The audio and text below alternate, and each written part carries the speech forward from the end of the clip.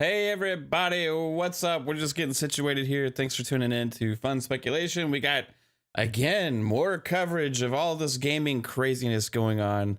This is one of the last things, the Xbox Bethesda extended showcase. This may be the last show that we cover, unless there's a Nintendo Direct or, there's going to be things maybe later this month. But is there anything like tomorrow, Jasper, or anything like that? Or? I think was it Final Fantasy might be tomorrow. Oh yeah, they're doing like a reveal stream or whatever. Or, Yeah.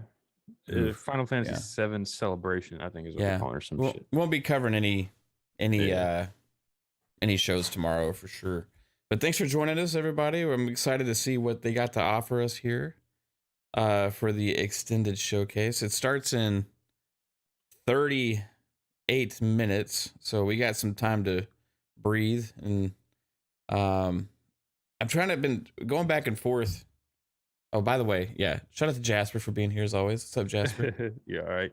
It's going all right. I'm just kind of checking out the Assassin's Creed thing while we wait for the Xbox show to go live. Yeah, I guess I could put that on, right? I mean, it's what channel is it? Is that on? Is that on the Game Awards?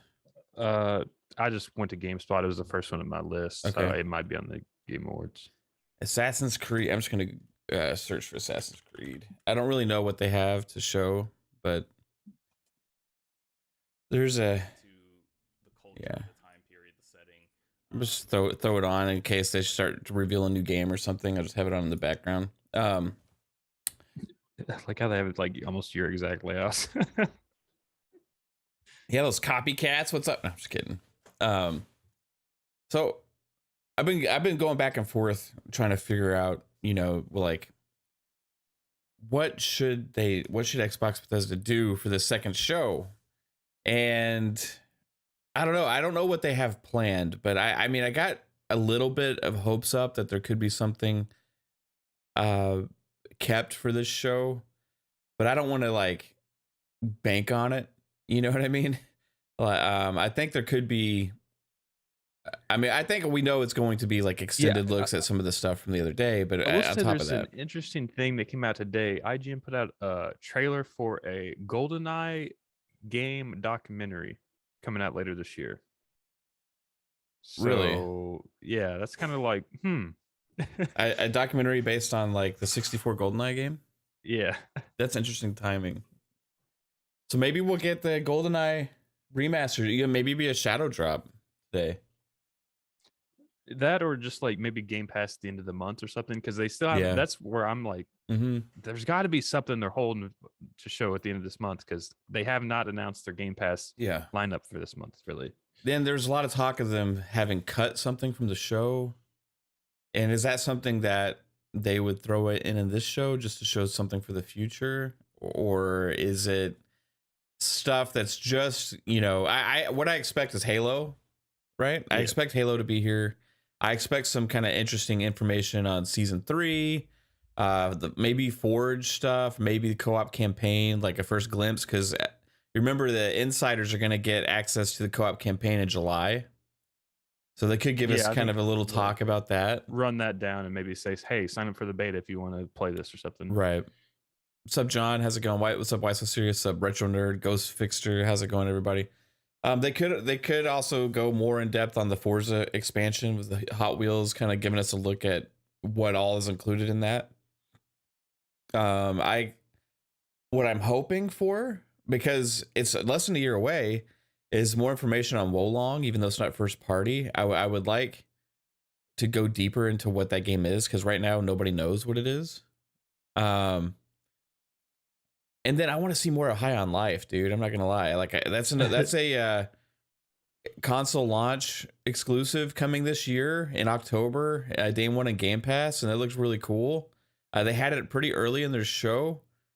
I think that it would be interesting to see some of that. But something else I'm kind of expecting is some information on Ara, because that's a Microsoft published game.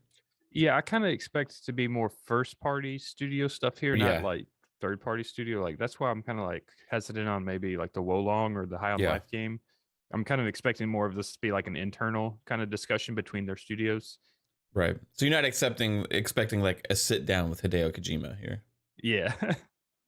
Like, let's interview Hideo Kojima live about his future with the Xbox brand. You know, I'm not expecting that either. But that would be crazy.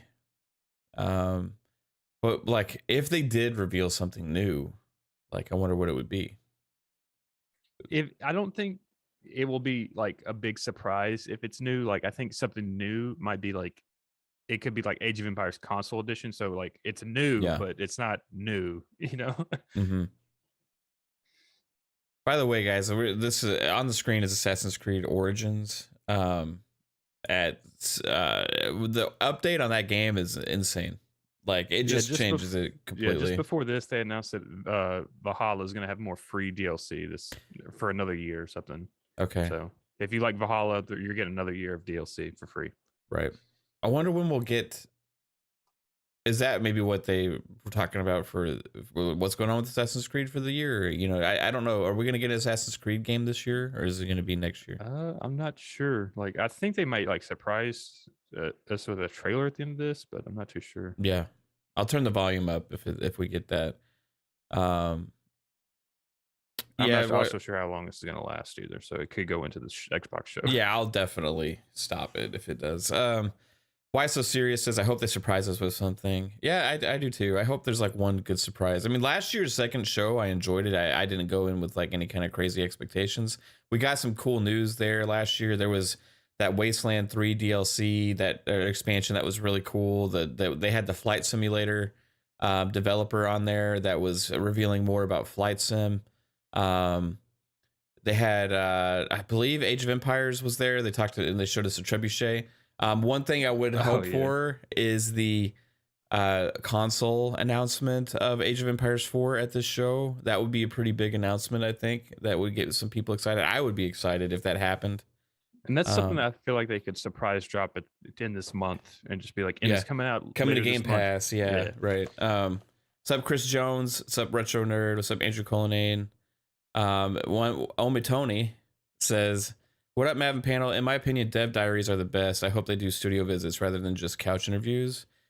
Yeah, the thing is, like, they announced who the hosts were and stuff the other day at FanFest for this event, and I think it's going to be like sit down type discussions. It's all harder to do like studio visits, like, because if they have like one person hosting the show, that person would have to go to like 20 different locations, and those are in different states, different countries. So it's kind of hard to do a studio tour with it could go like this. It could go like, if you've seen like stuff like Guerrilla Collective and some of these shows where like they have the host kind of sitting down and then like, and we have this, take a look at this trailer from the team at In Exile, right? And then like they could cut to a video that In Exile had made. You know what I mean?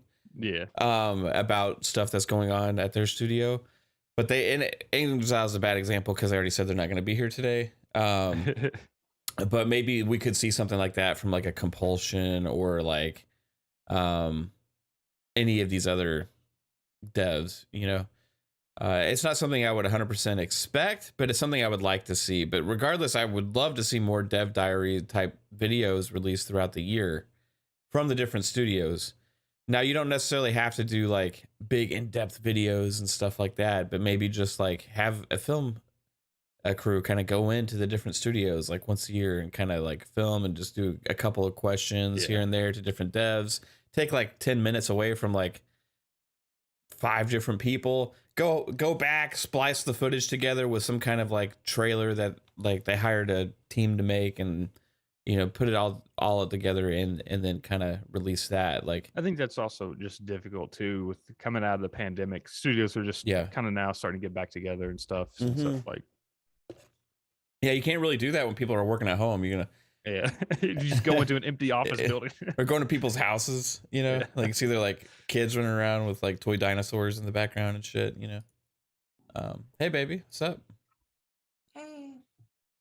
Are you excited for this extended showcase? Yeah, but like I saw a tweet from Aaron Greenberg last night that like made me wonder like if we have anything to be excited about. What was his tweet? Basically along the lines of like everything that we had to show, we showed Sunday. Right. Yeah. Interesting. will just be, I guess, like a more updates, on those games, which is fine, but like it's just like not exciting necessarily. Yeah, for sure. I'm wondering, is it, like, there's still some things they could announce. You know what I mean? Like, I don't know. Like, he's said stuff like that before, and then we've gotten some pretty cool stuff as well. Like, so let me go to his tweet. Yeah, I just pulled it up. It says, since many of you are asking what to expect for tomorrow, you saw all our news in the showcase on Sunday. The extended stream will feature interviews with more context and discussion from the folks behind some of those titles. Okay. Yeah. So no news. Interesting. I mean, if that's the case, I think it's a mistake, again. But we'll see. I mean, like, if they did cut stuff from the show, which they kind of alluded to, and they kind of like almost seemed to hint to people that were at FanFest, that there was potentially stuff going to be here today. Right. It's like I've heard it from a few people. Yeah. Yeah, a few people. Now they could have flipped course on that, right? I mean, if they cut it from the show, they could have just not put it in this one either. Like, they could have just cut it and just not do anything with it. Right. Yeah, that's true. Yeah, I would just love to see some kind of like. Well, I mean, here's the thing. Like, Ara, maybe we'll get to see that, right? Maybe we'll get to see, Wolong, right? Maybe we'll get to see some of these other games, and we'll get actually an idea on what they are, which would be new to me, right? But I don't want it to be just like only Forza expansion, like, and stuff like that. And if Halo's not here at all, that's kind of weird. Yeah, that would be. I mean, unless if they got, well, today's reset day for Halo in the week, so I don't know. Maybe if there's some other thing that Halo was trying to hype up today, but I don't know. Yeah. I mean, I guess something Halo wouldn't necessarily be something new, so. Right, but that's still like, when it like, what does the tweet say word for word? Like, we could get something cool for Halo. Yeah, what does this tweet say word for word again? I mean, okay, I'll pull it back up.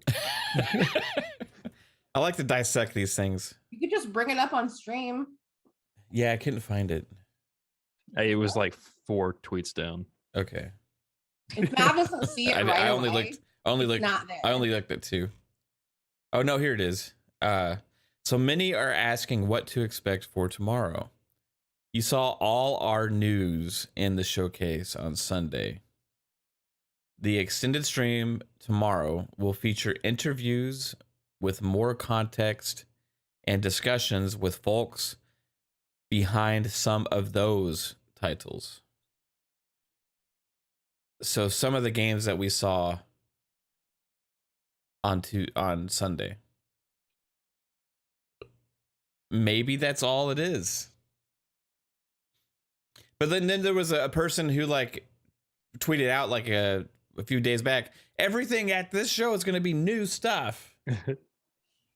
We're just going to get an extended look at Grounded and Sea of Thieves. Yeah, new trailers, they even said. And a more in-depth look at Forza Hot Wheels. Right. I'm joking. Probably are.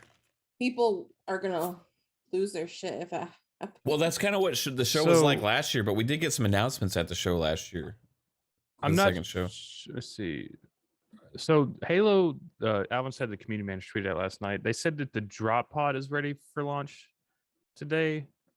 He said tomorrow. That was yesterday. So it should land today, the drop pod. So maybe it's not even going to be here. Maybe they'll just have their own Halo blog post. Maybe. But that would be kind of lame. Yeah, I don't know. It's like your Doesn't flagship. the new Halo stuff on Tuesdays drop in like 30 minutes, 25 minutes? Yeah, something like that. It might have already dropped, to be honest. I don't know. I don't. Here's the thing. I'll criticize the fuck out of him if Halo's not here today at all, because it's your flagship title. It came out a year ago, and you're gonna have stuff for. We're still missing stuff. Sea of Thieves, Flight Simulator. I mean, fuck. Yeah, what else did they have? We don't want Halo, Gears, and Forza on Xbox. Grounded. Like all of these other live service games, right? and nothing for your like big flagship title at the biggest showcase of the year. That would just, if that's the case, that would just like make me really curious, unless they plan on a big Halo blowout later this month or something. I was gonna say, what if, because I mean, Halo in the past has done their own things, right? Yeah, but there's also been heavily at, you know, not E3, but you know, at their showcases and stuff. I'm curious, like maybe there's something with the co-op campaign insider thing set to drop soon, if they're about to announce a Halo thing and they just wanted to save it for their own. I think they would announce that, like sign up for insiders here or something like that. But then I think you need to get ahead of this and say Halo's not going to be here. Expect we're having a you know, another one of those Halo like live stream big sit down things, you know, in the next month.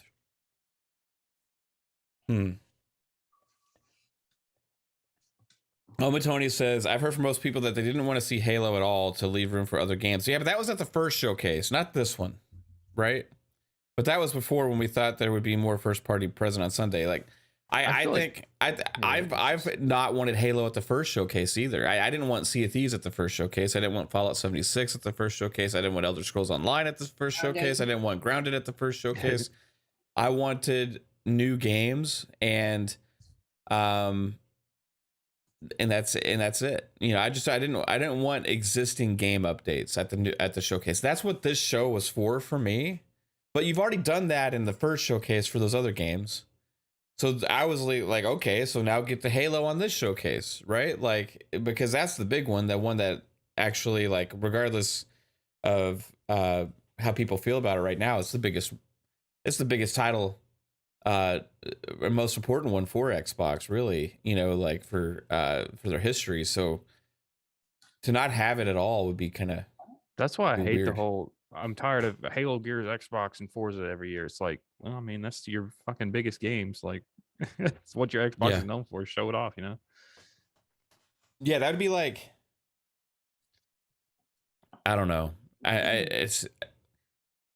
We got Forza news, same release date, right? As Halo, pretty much. I mean, same release month. If there's so much stuff coming for season 3 that's supposed to be there, that makes me question actually if it's going to be ready. And they don't want to put too much pressure on them right now for having it at the showcase. Like, I don't know, man. I hate to think that, but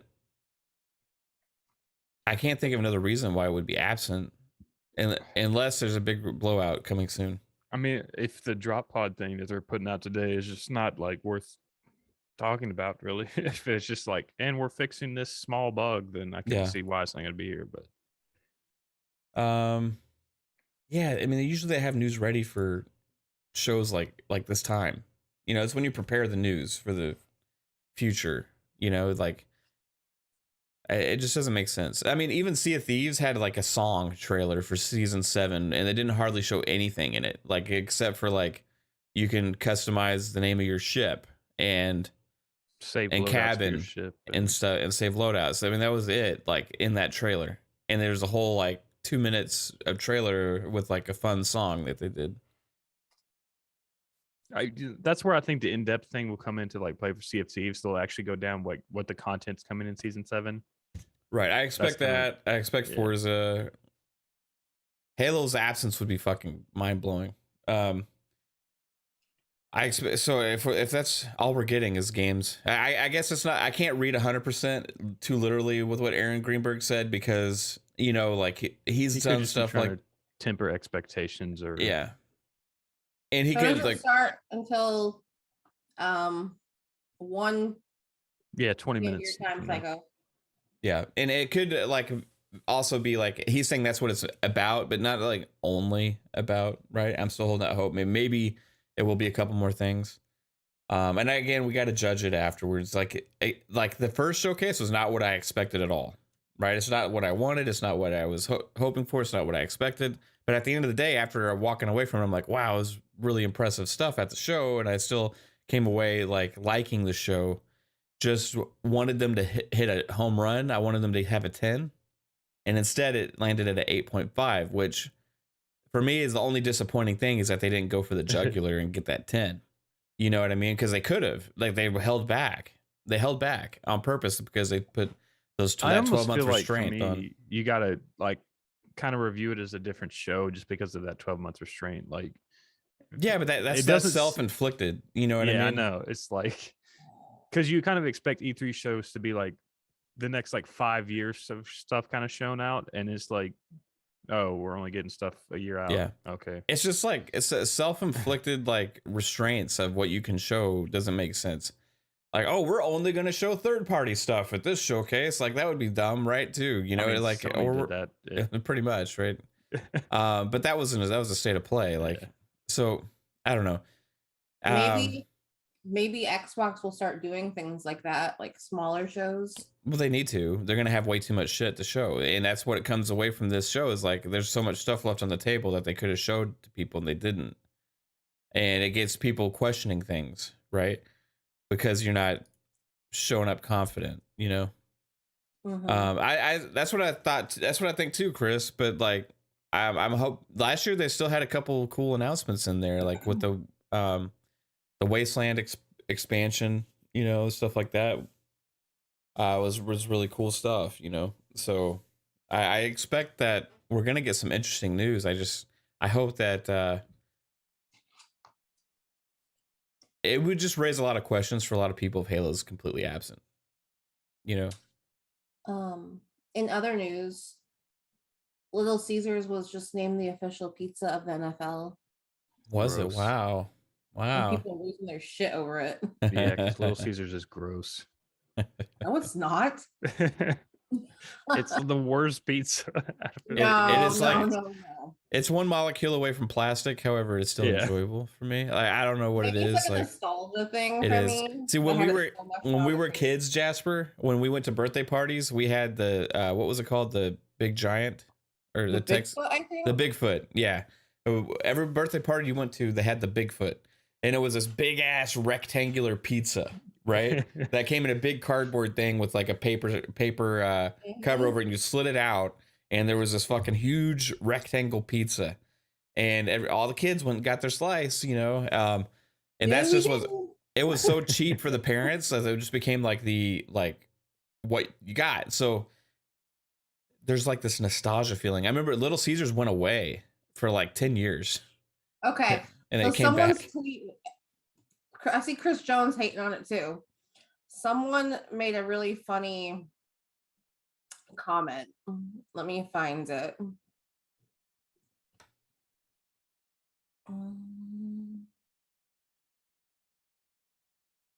Now I would advise not just getting the hot and readies, like actually order something. Don't get the hot and readies. Yeah, those have been sitting there. Don't get those. That's what Little Caesars is known for, though. That's their whole thing. Go in, grab a pizza in 4 seconds, and leave. And because it's cheap and it's ready, don't get those. Get like a meat trio and order it, you know, and it'll be fresh and hot. Okay, this is what someone said. He said, "No NFL fan can say they're too good for Little Caesars. We've seen the teams y'all root for." Then there's this other meme of a dude eating a slice, and then he says, "Little Caesars tastes so good when you ain't got a bitch in your ear telling you it's nasty." Right. Alvin says the Halo community manager specifically tweeted out that Halo would be here last night. And he said, let me find the tweet. Then he says, John Junschek is his name, and I should have screenshotted it because I don't see the tweet now. He was responding to the June 10th Halo tweet about the drop pod landing next week. Maybe he wasn't supposed to give it away and got told to take it down, or maybe plans changed. Now they're not going to be here. It could just be also Twitter, because sometimes if he gets like commenting on someone's responding to someone, it just gets hidden and under a bunch of bullshit and you can't find it yet. Yeah, I remember, what was it, the 14th thing that was spotted in that trailer? That was the season 2 premiere trailer stream thing or whatever. They had like a little snippet that looked like it was getting hacked, and it showed 6/14 is the date. Right. Yeah, it's hard. I mean, I think maybe I'm taking Aaron Greenberg's tweet too literal, you know? I mean, he said what he said. He did say what he said. You know? You're right. If it's anything other than that, then he just like blatantly fucking just bullshitted in his tweet. Well, he's done that before. Has he? To lower expectations, and then people got surprised. Like I remember there was one showcase. He was like, "Hey, everybody, don't expect any big news from this showcase, or like don't expect anything big." And we got like a couple big game announcements or something, and people were like, "What the fuck? Oh, you got us this time, Aaron." I don't remember what that was, but it was like that was like 2 years ago or like a year and a half ago. God, I don't remember when that was. We're still talking about in Origins. It's like yeah, they're still talking about Origins. 4K 60 Origins, baby. 15 minutes till this show. This is gonna be 90 minutes though, right? So I mean, they gotta fill it up with something. It's gonna be the same, pretty much the same length of the other one. Yeah, 5 minutes shy of the same length as yesterday's show. So they gotta have something good in 90 minutes, right? Well, I mean, you fill it with 10-minute dev talks. You get 9 games shown. What it is. Right. Shit blows the fuck out of me. Yeah, you're gonna probably get bored during this show, babe, because that's what it's gonna be. My own thing on the computer while I hang out with y'all. So, Retro Nerd says, wait, the Game Awards Perfect Dark. I'm trying to see what that was in reference to. I see the word Perfect Dark. I'm trying to find what the conversation was about. What are you talking about with Perfect Dark? 6 to 15 interviews, Omitoni says. Yeah. Chances are we're going to be looking at games that are beyond the next 12 months. That's what I want. And I want Halo. I want to find out what some of the games are from first party or published by first party that they have not shown more information on. I want to know what Aura looks like.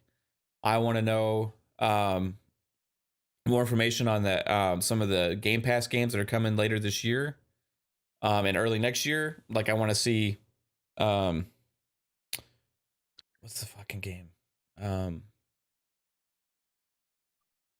High on Life, and I want to see Wolong, and I want to see I want to see a couple of game announcements. It's not going to happen if he says there's no news. That's not going to happen, but we'll see. Oh, he said, yeah. When Aaron said to temper expectations, it was when they announced Perfect Dark. That's right.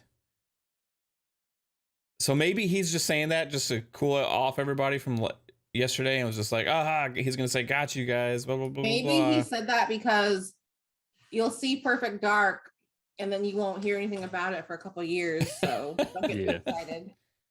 It is strange to me still, like that we have seen games 2 years ago revealed, and we have no updates on them. I always point back to Ubisoft and showing Beyond Good and Evil 2 like 10 years ago, it seems like at this point. So yeah, but that game's been in development hell and stuff, you know what I mean? Like we've heard stuff about it, like and things like that. I mean we've had updates from project managers hirings and all these different things, and like, you know, that sometimes they'll feel like just had a great meeting with the initiative and things are going great, or like I just had a great meeting with blah blah blah, things are awesome, you know, like stuff like that. He just did that, I think, with An Exile the other day, but then we still go 2 years without any kind of updates. It's just weird. It's just weird to not give updates on those games in any kind of way for that time period. But it is what it is. What's up, Psycho? Thanks for joining us. Psycho. Hey, good morning, guys. Good morning. I just don't think they have anything to really show for Perfect Dark, because we know that studio's kind of had little issues, and they still got to make the game, so they're still probably early and actually making the models and stuff, and it's just nothing's ready to be shown for that. Yeah, I think when they announced it was right when they probably started actually making the game, you know. Yeah, well, I mean, even before they announced it, like you had like Drew Murray like saying, "Oh, the game's like playable," showing it off to like, you know, my daughter. You had like shots of like Phil checking it out at the studio. Playable doesn't. I mean, you can have something playable in like a day. Right. You just have like a untextured model just running around untextured terrain. Yeah, but this is his daughter's playing this, so she's not going to be excited for that, and she was excited. So I don't know how young his daughter is, but you can entertain a child with a peanut butter jar. So that's funny. Well, I don't know. It's just weird to put stuff like out there like that on Twitter and stuff, and then like not see anything from the game for over a year. I'm not saying that I think that anything's wrong with the game or it's in trouble or anything like that. I'm just saying like I would like Xbox to do more frequent updates on these games that they've announced, but I don't want them to stop announcing games in the future. I just want them to do better at like keeping us up to date on, hey, like this is what this game is, or like give us a shot of like a screenshot, even, you know, early development, alpha footage, screenshot. Make sure you're really clear, pre-alpha screenshot or pre-alpha gameplay clip, you know, like Dead Space Remake has done that and people didn't get upset about that, right? I mean, it's like, you can't pick it apart when it's obviously not finished. You know what I mean? Oh, this is what the game's going to look like? No, it's obviously not when there's fucking no textures on anything. You know, like it's I just don't get it, but Shane says, Mav, the internet is killing one screenshot on a great Starfield. Imagine a bad gameplay trailer. Well, you know, you're right about the gameplay trailer with Halo Infinite got killed the other couple years ago, Shane. I mean, I just think they could do better with their marketing overall, you know. This has been a criticism I've had of Xbox for a long time now. They have great games and I love the fucking games and there's lots of them coming and stuff. It's just I feel like they need a better like flow. And they got to get in touch with like stop listening too much to Twitter and to people on social media. And just like be confident in what you have to show and make the right decisions, you know? If something's not ready to show, don't show it in that light, show it in a different light. Show it in a light that Sony shows it when they don't show any gameplay till it's ready to be shown, but they still show you other stuff. You know, like there's other ways of doing things, you know, that works for other companies as well. And I just think that overall, the show the other day was great. It could have been a 10. I don't know what to expect from this show, but Aaron Greenberg is killing my vibe right now. That's what I don't know. That's what I got to say. Well, he did that for another showcase a couple years ago. Yeah, so. We were talking about it, and then Perfect Dark got announced, right? What are your expectations from this show, Psycho? If it's to what they say it is, take it as it is, just updates and deep dives into games that were shown the other day is what they said. Well, prior to that they say new stuff. So are we getting new? What is new? Are we getting extended trailers? Are they going to consider that new because it's, you know, longer now? Yeah, they said new trailers. So like they didn't say new games, so they said new trailers. Yeah, but I mean, new trailers of what games? I mean, a new trailer could technically be just like an ad for Halo campaign and Game Pass. Mm-hmm. Just like that could be a new trailer, you know. So or it could be another trailer for that Aura game. It could be another trailer for Wolong. Could be another trailer for any of the games that they showed the other day. Like we've had like some shit. We've seen some games this overall over this like whole past 2 weeks like 4 times, and some of them have like 3 different trailers, you know what I mean? Like you could definitely have more than one trailer to show for a new game announcement or even a game that's ongoing. You could have another like montage trailer of Sea of Thieves content, you know what I mean? That's for the season 7 instead of the song that they did. I expect new trailers for sure, because they already said that, but what I don't know is like if we're going to get any new game announcements, and I don't know if Halo's going to be there because Aaron Greenberg's tweets making me think that it's only on the games that were shown the other day. I just hope that I can't. Maybe I'm taking him too literally with that. If you go to the Xbox channel, it says upcoming behind the scenes on Pentiment. Okay. That's gonna start the show off great. Yeah, I just started their stream up and it says 5 minutes ago. And it's saying like stuff that's upcoming. Okay, so Pentiment is Josh Sawyer's project, and we'll see. Maybe it'll upcoming deep dive onto Aura: The History Untold. Okay, that's one that I was hoping for because we literally just got a CG trailer and we have no idea like what that game is except that it goes through humankind. They're kind of doing like the whole movie theater like ad thing where you just like the ads before the the previews on the theaters. Yeah. We got 4 minutes and 24 seconds, 23. You want to time it? 21, 20, 19, 18, 17. Yeah, we're about synced up. 13, 12.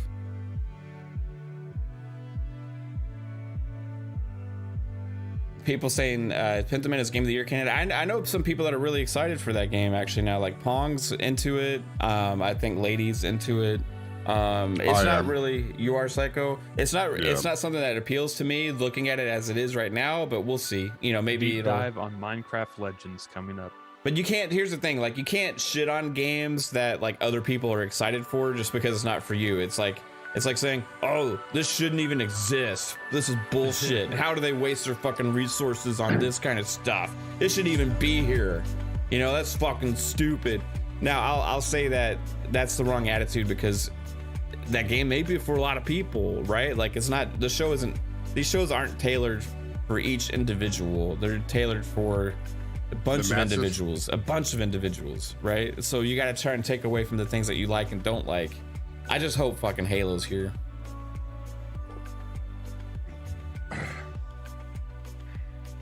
Deep dive Minecraft Legends. This is looking great so far. Oh, I'm just kind of like, I'm not clicking back through their stream, but I'm kind of scrolling through the YouTube timeline. There's a thing about the Hot Wheels DLC. Pete Hines is going to be here. Microsoft Flight Sim. High on Life. As Dusk Falls. I was hoping As Dusk Falls has been shown so much already. Like, it had the Tribeca thing, and we got like a good 5 minutes at the showcase yesterday. Grounded.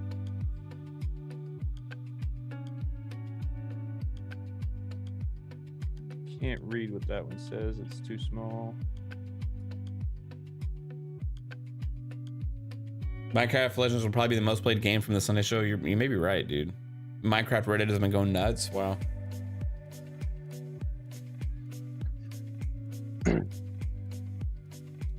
Two minutes.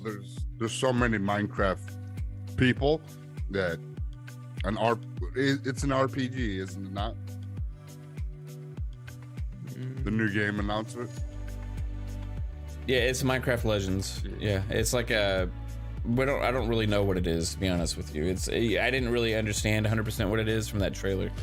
I thought it was an RPG. That's what it looked like to me. So it's like more. It's different from Dungeons. Dungeons is more like the Diablo-esque. Do you think this is like an action RPG? I think this is action RPG. So if it's an action RPG, so and it's cell shaded, so it's a different look to it. It kind of gives you more of that Borderlands. Yeah, feel. I wasn't crazy about the art style when the cell shaded. I thought the trailer looked great until it went to cell shaded. However, I'm gonna probably enjoy it. I liked it's RTS style. Chris says it didn't look RTS from the trailer.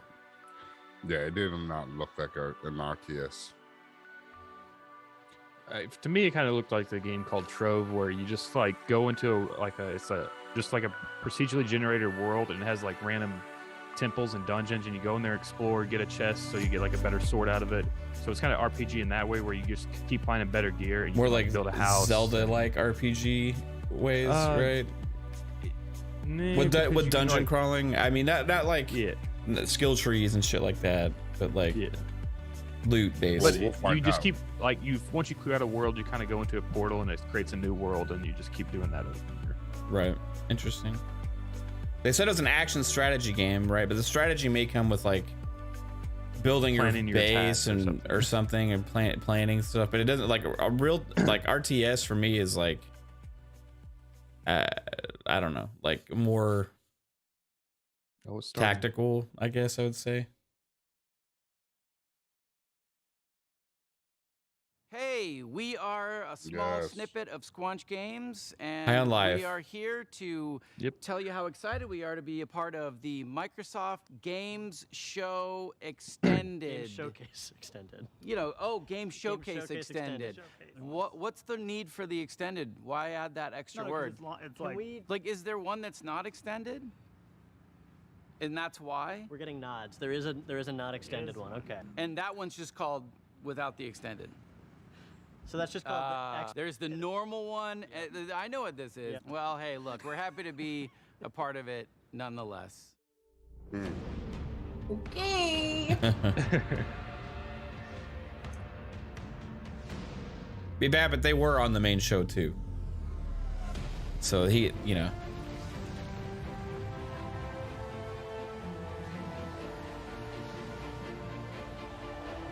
This is the new trailer. Xbox Game Showcase Extended. Yeah, let's go, baby. Pelican. This is probably all the games we're gonna see at this. Ooh, if we get Diablo 4 stuff, I'll be excited. I think this is just kind of a recap. Just recap, yeah.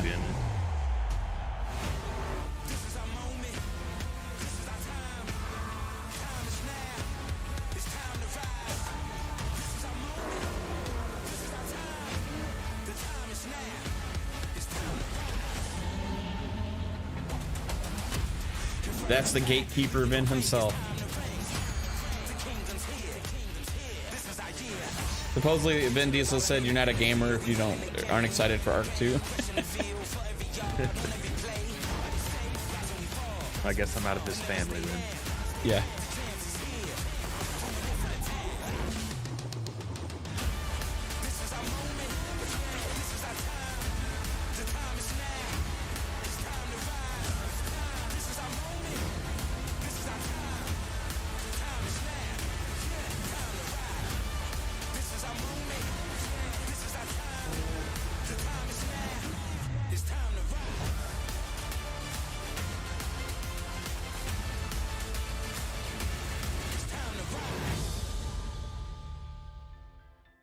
Welcome to Xbox Game Showcase Extended. I'm Aaron, this is Malik, and we have the honor of diving deeper into some of the most exciting and talked about announcements, as well as gameplay from the Xbox and Bethesda Games Showcase just 2 days ago. They didn't want Paris For the first time ever, the entire showcase was focused on games you can play over the next 12 months. That's right, Aaron. You saw world premiere gameplay from Redfall and Starfield, and today we've got Bethesda's own Pete Hines right here to tell us more. You'll hear from the renowned developers behind the brand new Xbox franchise, Our History Untold. Dive into Naraka Bladepoint with our partners at NetEase Games, and so much more. But first, we begin with a special look at how our fans got to celebrate the Xbox and Bethesda Games Showcase with a message from our very own Phil Spencer.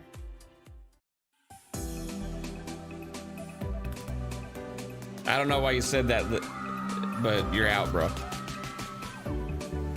Who said that? I love coming to Lick my events like balls. this. You can just feel the energy, people loving to come together as a community, their love of video games, the Xbox fans. Just a really special time for everybody, myself included. Gaming has this unique ability to bring people together, whether it's saving the world from the aliens or Fuzzy might be in winning the a background. football game. Yeah, I mean, It's so great. I love hearing from people. What did you like in the show? Those conversations with people that are here about areas that they like and areas they wish we would do more, I think that's something that drives us. You saw it in the show today. People said, we want to see more gameplay. And so we said, okay, great. You're going to see a ton of gameplay. Yeah, you know, I think this is our biggest lineup ever in terms of just diversity of different kinds of games from different kinds of teams, different genres. There's some franchises, Japanese franchises, don't always come to Xbox. We've been working on that. Today we obviously had Persona. It's, you know, important to us we not only have all the games coming from our internal studios, What was but wrong also with that great message? independent game developers that we work with around the world. So The last one that he said? Kojima. Yeah. And he's got this really great He said that idea just for because a of who the game. hosts were. And I want to be clear, because I know we say like experience and stuff. He's building a I don't know video what game, that but he has means. this Can you, real like, DM unique me? things that he wants to do in the game. And we said, okay, let's go do something together. And I'm just really proud to be in an industry that can be part of so many people coming together.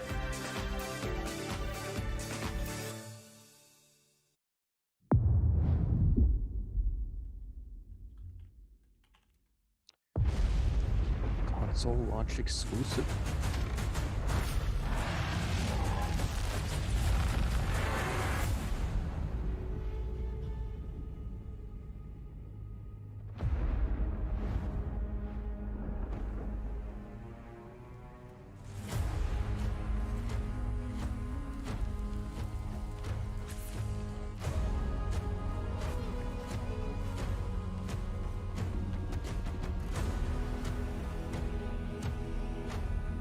Was this Valheim or whatever? Or... Yeah. Yeah, I believe it is. Valheim. Build your Viking castle. Which was not at the game show. Just let you know. It looks more like pixelated than I thought it was, though. You mean more, it's like 128 bit? Yeah, like voxel kind of instead of... Yeah. So this is Valheim? Yeah, I think so. It's coming to console, right? PC, yeah, console launch exclusive. Console, early access spring. And that wasn't at the game show, guys, so... That's a new trailer. That was on their, like, list? It was on their list, but it wasn't at the show. It wasn't at the show, that's the thing. Yeah, it's coming to Xbox early spring 2023, it looks like. Bethesda opened the showcase with a dramatic gameplay demo for Redfall and closed it with Todd Howard showing us how deep the rabbit hole goes on Starfield. And we also got a sneak peek at upcoming expansions for Elder Scrolls Online and Fallout 76. I guarantee a all those planets is the man, the myth, the legend himself, KhAos from Bethesda. Pete, how are you? I'm great. Good to see you. Well, I mean, they're all So like a month ago, 90% of them are probably going to be empty because that's just the way so space is, right? Tell us a little bit Yeah. about the decision-making process for that. Yeah, I mean, absolutely. but I mean, Look, with all the time that goes the into a modded game, it community would be are- foolish to rush it out the full door force before it's into ready. this. I think we have It continued would be to like sort so of like examine how unrealistic we if they think had like about 1,000 planets and like games and fucking making all sure of them that were they like are going populated to with meet our like players' with life, expectations. you know? Obviously, No, the last I wouldn't few think years have that really all of them are challenged us populated from a because we development got standpoint. fucking How we 7 work planets. now largely 6 planets 'cause they remotely, don't while a lot of our Pluto as folks a are not planet, back but in the it would be office. And, we got you know, 8, that has an yeah. impact. I also Well, think we've been just thinking about 9, things like there release used to be dates and 9, now when do there's we 8. give those out, and how do we make Okay. sure we give one 12, out 7. that 12 is right that we the first actually one. hit So 7 and don't planets have to change of later. nothing. So it's Or not no something life, we so- undertake Yeah. lightly, but at the end of the day, I think So what our why do fans people think expect, what there's- Xbox fans, what Bethesda if we fans got expect is 7 now is in a our high solar quality system, game, I and, mean, and people- we want come to on. do everything If we this can to is- give our teams the time to I'm gonna shut up fully now. realize the games that we Yeah, and I where think you're that's what going it's with all about, anything. right? Like delivering Well, an amazing people experience bitching for the players 1,000 out there. planets. So That's speaking so of many games, we're just planets. going to jump into Just it. go We're to going my to start Twitter with cycle. how I the made that showcase exact started with point Sounds good. and worded it. Redfall. Now, before we even get into the game, Arcane's I making just the woke game, up, and I so want you my to talk a little wording bit about the is pedigree from Arcane, not just on in case par. Oh, people that's don't why. know. Okay. These folks over there, they're Yeah, doing their I wake thing. up, I'm like, Arcane Studios I is should put a known helmet on. for really amazing, Yeah, that game's a pretty big, damn big sims. game. It's They PC do Game any number Pass, of and it's things. also if you coming play to games of theirs, consoles on Game Dishonored, Pass Dishonored 2, spring. Prey, there's a lot of common threads you'll find in them. They create really amazing, believable worlds. I think that's a big part of their game is when you're in Dunwall or you're up on a space station in Prey, that it feels believable. There's a reason why things are the way they are. They're also a big believers in systems-based as opposed to scripted. So they really embrace player freedom and sort of giving players the tools to decide, you figure out how you want to complete this mission or get through this area. We're not going to tell you how. We're just going to give you tools and then give you the freedom to go and do. Like quick But, you know, there's snippets they're great shown actually look characters better and than what they interesting showed story. They bring a lot of yesterday, to be different honest. elements and then really Some let of the the, player like, create the experience that they long want. range And that's what it's sniping all in front of about. that church or Gamers have whatever. taken many games and made it their own. And I think the fact that Arcane is making the game with that in mind is super important. Now, how similar or dissimilar would you say this game, Redfall, is from the other Arcane I mean, games? look, on the surface, it's a first-person shooter that you can play solo or with, you know, up to 4 players. And so immediately you might say, well, it's not a single-player game, so it must be wildly different. And don't get me wrong, there's absolutely ways in which it is different. But I think when folks play the game, and even when they see more of the game, I think they'll start to see all of those things about an Arcane game that they love and appreciate. You know, why it's won multiple Action Game of the Year awards for Dishonored 2, is their ability to bring all of those things together, really high level of polish, and let folks experience it. And so I think all of those things we talked about. If you want to play a game by yourself and get a great arcane story, you can absolutely do that in Redfall. But you can also do things that you haven't been able to do in an arcane game, like experience it with friends and find out sort of how the whole can become greater than the sum of the parts, like playing it off of each character's abilities. You saw some of that in the demo that we showed. You know, I think the more that people appreciate that, you almost are going to want to try and play Redfall a couple of different ways. You might want to play it by yourself a little bit, play it with others, and it's a game that allows you to do either or both of those things, however you see fit. I'm glad you talked about playing with friends, because I'm taking applications for friends to help me get through Redfall. Can I put my name on that list? I'm down to a little... It'd be an honor. Pete. Keep me on that list. All right, we need to go explore Redfall together. I'm excited. I can't wait for that. And so let's talk a little bit more about the game. Now, you know, between the trailer that we saw last year at the reveal, as well as this one that we just saw, I feel like Redfall reminded players of other co-op shooters, like Left 4 Dead, for example. What makes Redfall unique?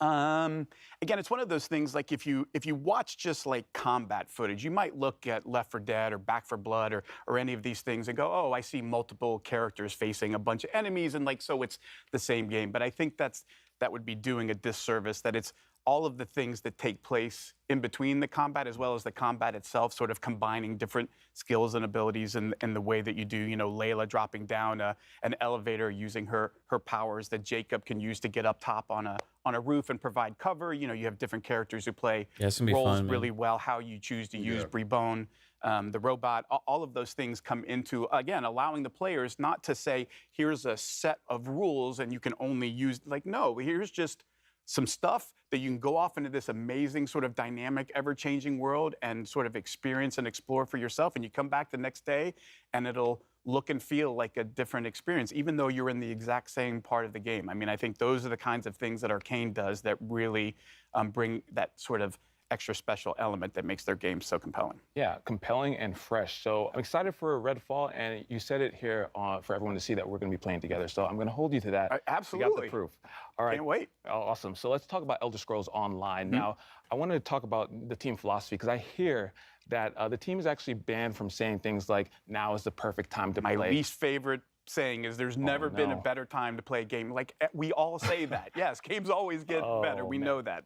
The thing that we love about where Elder Scrolls Online is going is their ability to continually refresh the experience for players, provide new experiences, like going to High Isle, a place they've never been in, an Elder Scrolls game. It does a lot of things like story and intrigue. There's a lot of politics in High Isle, different factions, and the conflict that's going on there. And again, I think a way that you can actually be jump in and play by yourself and experience it by yourself, even though it's an MMO. Like Skyrim, the real a bunch of them all special together. Sauce of Elder Scrolls Online is our amazing community. Like Morrowind. They're so helpful. You know, if you need a little bit of help, if you need a lot of help, they're there for you to help explain, to to make sure you have a fun experience. And honestly, like that is such a huge part of an online game, of creating an environment where anybody, no matter whether you just started playing or you've been playing for 8 years, can have a good experience. What's the name of the there's a continent that you mainly stay on, right? Community is such maybe it's the whole continent. Such a huge part of any online game. It's so called players who may not have played Elder Scrolls, who are, like you said, looking to jump in, to know that they have that community backing them, that's going to help them guide them in their journey. Tamriel's the name of the continent, right? But I want to talk about Fallout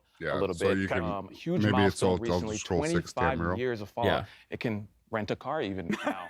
At this point, right? Because I mean, that's like kind of so the next step for me if you think about it. Like, absolutely, and Starfield, look, like having multiple planets and entire planets to explore. Like the next step is for Elder Scrolls to be making it bigger. Took on along the way, and our intent is not just to pay homage to like Bethesda Fallout. Like, no, we mean all Fallout, because what this series has done, what it meant to us as players when we went and played those games, played the original Fallout, Fallout 2. And then what the franchise has become, and sort of growing and finding an even, a new audience with Fallout 3, Fallout 4, Fallout New Vegas, Fallout 76 is something we really want to celebrate. And honestly, what's going on in Fallout 76 with the pit and your ability to continue to push the boundaries in an online game of story and meaningful player choice, and as you're going along, making decisions that kind of matter and have a real impact, I think is important in the evolution of Fallout 76. And just honestly, how far that game has come from its launch. Like, we're keenly aware of how that launch went, but we are also keenly aware of the incredible amount of effort and dedication from all of our teams across Bethesda to say, like, we believe in this thing and we want to give the fans more of what they want and the kind of experiences that they want. And where Fallout 76 is now is truly remarkable when you go back and look at sort of where we were and how far we've come, and honestly how much cool stuff is in store in the pit. It's Chris says maybe fun. take place in Hammerfell. And again, that's one of those things that I'm sure you guys attribute to the community, giving that feedback. You know, that 76 community, again, not just in the game, but what they do for each other to support other folks. For me, in the I don't know, like what they've Jasper, done to raise I think that's what funds Elder for Scrolls Online worthwhile causes. is Like, like it's that. not I'd just rather an have like a amazing focus group of on gamers, one it's an amazing group of human big beings. area. that Just do it honestly bigger than want they've to ever be done before. honored to But interact I think it's with and just be a part the of every day. different styles. Like before you Elder make me Scrolls cry, Online's we're gonna move MMO, on. third person, Starfield, using right? kind of All like right, so let's talk abilities about and it. stuff. Starfield. Whereas End of the show, I gotta other say, Elder Scrolls watching the games are kind of trailer, a first person experience, you know? breathtaking. It's and one of just a those little things different. from the different locations and just And it's seeing more about the a personal difference story between with those that kind of moon games. versus the populated city. Just amazing. The dog There we go. fighting, Starfield stuff. just everything was so Starfield, yeah. awesome. The team really outdid themselves. I It's feel one like. of those things about a Bethesda Games Studios game that I always love, and it's been the case, honestly, since, you know, I worked on Morrowind and Oblivion and all those games that, you know, we talked about. And for every single one, you cannot pin people down to, oh, it's about this, because it's not. Like, ultimately what those games are massive sandboxes where they give players just ridiculous amounts of freedom to say, you go figure out what kind of game you want to play and what kind of experience you want to have, because that's what this game is about. It's not us prescribing and saying, you have to do these things. And like, no, it's about creating this huge sandbox with over 1,000 planets so you can completely explore and say, yeah, but you don't have to. Like, it's entirely up to you to figure out what is fun for me. Do I want story? Do I want to join factions? Do I want to, you know, build outposts and gather resources to build more cool stuff? The team really puts all of those tools in the player's hands and step back and says, now it's time for you to tell the story of Starfield, which is your story, which is going to be different than mine, which is going to be different than everybody else's. And I think that's really where the magic of a Bethesda Game Studios game happens. Speaking about the scope of everything, Todd said that this is what an epic RPG is. What does Bethesda define an epic RPG as? I think, again, it's sort of leaning into, look, there's a lot of folks who take a lot of different approaches on what does an open world mean. And Bethesda Game Studios always pushes themselves to the most freedom and least limitations, right? Where the items in the world are all real things. You walk into a store and there's a bunch of weapons or whatever. Like, that's not just art on a countertop. Like, you could pick those up. You could steal them and run out of it. You can create chaos. Like, we don't want to put too many limits on what the player is or isn't allowed to do. We love it when players say, I wonder what happens if, and then they try it. And then they get to see, like, oh my Lord, chaos ensued and it was insanity. Everybody was shooting at me. And like, that's, I think, the beauty of Bethesda Game Studios and the number of ways that they push for you to explore that, right? It's not just one, it's, you could spend thousands of hours doing nothing but shipbuilding and like focus that as all you're about, and that's okay. But you could also be about exploring every planet and finding all of the good, and that's okay. Or you could just play the main story and be like, I want a kind of experience that I'm guided through so that I kind of get to see stuff, and I might stop here and there. Oh, there's a cool side quest that I got, but you know, I want something that sort of leads me through, because I'm a little, you know, it can be a little daunting to say you can go do whatever I want. Like, ooh, I don't know what I should do. So some folks want a little bit of a guided path or to understand where the fun is, and no approach is wrong. Like, for me, that's epic, because it says we aren't putting any limits on what you can or can't do. We're going to set you loose and just sit back and watch the beauty that you create with your own stories and the way that you solve problems or choose to spend I love your how time he in this just world explained that, because I it's love like that, and I, you know, what you said hard to about, explain that to people. You know, those moments like that maybe what's experience different that I about a don't. Bethesda Like, those are some of the best moments if I game, think back right? to And playing it's, RPGs he and I'm laid it out discussing with my perfectly. friends. Oh, did you see that? No, I didn't see that. Where did you see it? And having them go out and find it. So I think that's going to be one of those things. We talk about that a lot, that sort of water cooler moment. Of like, you come in the next day and you talk to everybody about what you did, and you're like, wait, I did that quest, but I did this completely different thing. And you sort of start to appreciate all of the choices that you could have made. You didn't even realize were an option. Like, oh, I didn't even think about doing that. Like, oh yeah, I just ran in and stole his ship and shot all of his crew members and took off. Like, you can do that? Like, oh yeah, you can do anything. Like, Steal pirate ships. That is a special part of a Bethesda Game Studios game. And when we say epic RPG, we mean all of the stories, all of them. All right, you just gave me some ideas for stealing people's ships. So I appreciate that. That's Can't gonna be do top that, on the No list Man's to Sky. do in Starfield. Now, we saw quite a bit of combat and action in the game. That seems to also be, in addition to exploring and everything, that seems to be another huge focus of the game. Absolutely. I mean, you know, look, if you look at a game like Skyrim, which like everybody's played Skyrim at this point, it can, you know, a combat is a big part of that. Unless you decide it's not. Like if you're one of those folks that says, actually, I'm going to do the alchemy thing, and I just go off and pick flowers and make potions and like live another life in another world this way, then combat isn't part of it. But look, we know in an epic RPG, there's always bad people, they, you know, shooting at you. Sometimes you got to return fire, and there's a lot of fun to be had there. And so, you know, providing a lot of different skills that sort of determine how good you are in combat, combined with all the different weapons in the game, and then you layer in ship combat and all of these other things, it starts to sort of paint a picture of just how broad or how deep the rabbit hole goes. It's going to be so impressive. And you touched on it a little bit, and I want to talk about it because this was when I'm watching the video, the demo, what I saw, and it really caught my eye is around the ship. It's not just getting in the ship and that's your ship. There's so much behind it. Can you talk about it a little bit? Yeah, like every ship is customizable to the nth degree, and not just like cosmetically.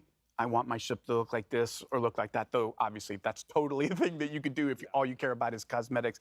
But it goes much deeper than that in terms of like what kind of shields you have, what kind of weapons you have, like what kind of ship are you building? What do you want it to be good at? What trade-offs are you willing to make or not? And then the other part of it is, of course, well, you can't just, like, it's a spaceship. Those aren't cheap. So you have to figure out, like, how am I going to do this? Where do I get the resources to build this stuff? What kind of, you know, skills do I need to level up to improve different parts of my ship beyond, you know, what I could do without those skills? So there's a lot of, again, choices in terms of you get to decide that, how much you want to put into that or not. Do you just want to give somebody money for the parts that you want? I can imagine some like quest lines where you like into the quest you get some like component for your ship. Want to interact with you know what I mean? And how do you want to interact with it? Absolutely. I'm just like imagining as you mentioned, like the an scope, entire the level of player agency, something that I feel like mining is going to make Starfield such a special experience. So between Redfall, ESO, Fallout 76, and Starfield, you all are just we got a few killing the games game. coming. Yeah, we got a few games coming out. It's going to be so great. Pete, thank you so much for stopping by. Thanks for having me. Of course, Pete. Now, coming up, we'll hear from our friends around the world, including Squanch Games, Obsidian Entertainment, Playground Games, and of course, Xbox fans like you. But first, let's hear from the creators of one of the world's most popular Battle Royale games. Fortnite, PUBG, what are we doing? Naraka Blade Point. That's not the one I was thinking. This is coming soon. 大家好，我是永劫无间制作人关磊。 We are glad to share Naraka Blade Point, a unique online multiplayer Yeah, this comes in action 9 game days. with players all around the globe. As a NetEase studio, 24 Entertainment is joining hands with Microsoft to bring Naraka Blade Point to consoles for the first time. You could play the game on Xbox Series X and S, as well as Windows next week.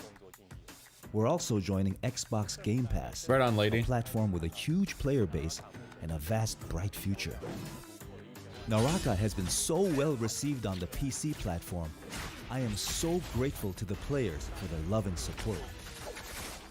As a competitive survival game incorporating a lot of action elements, Naraka features a range of characters with unique personalities. Each hero draws from different civilizations and cultures. It's looking pretty cool, man. I'm gonna give it a go. Battles allow for a great degree of strategic play.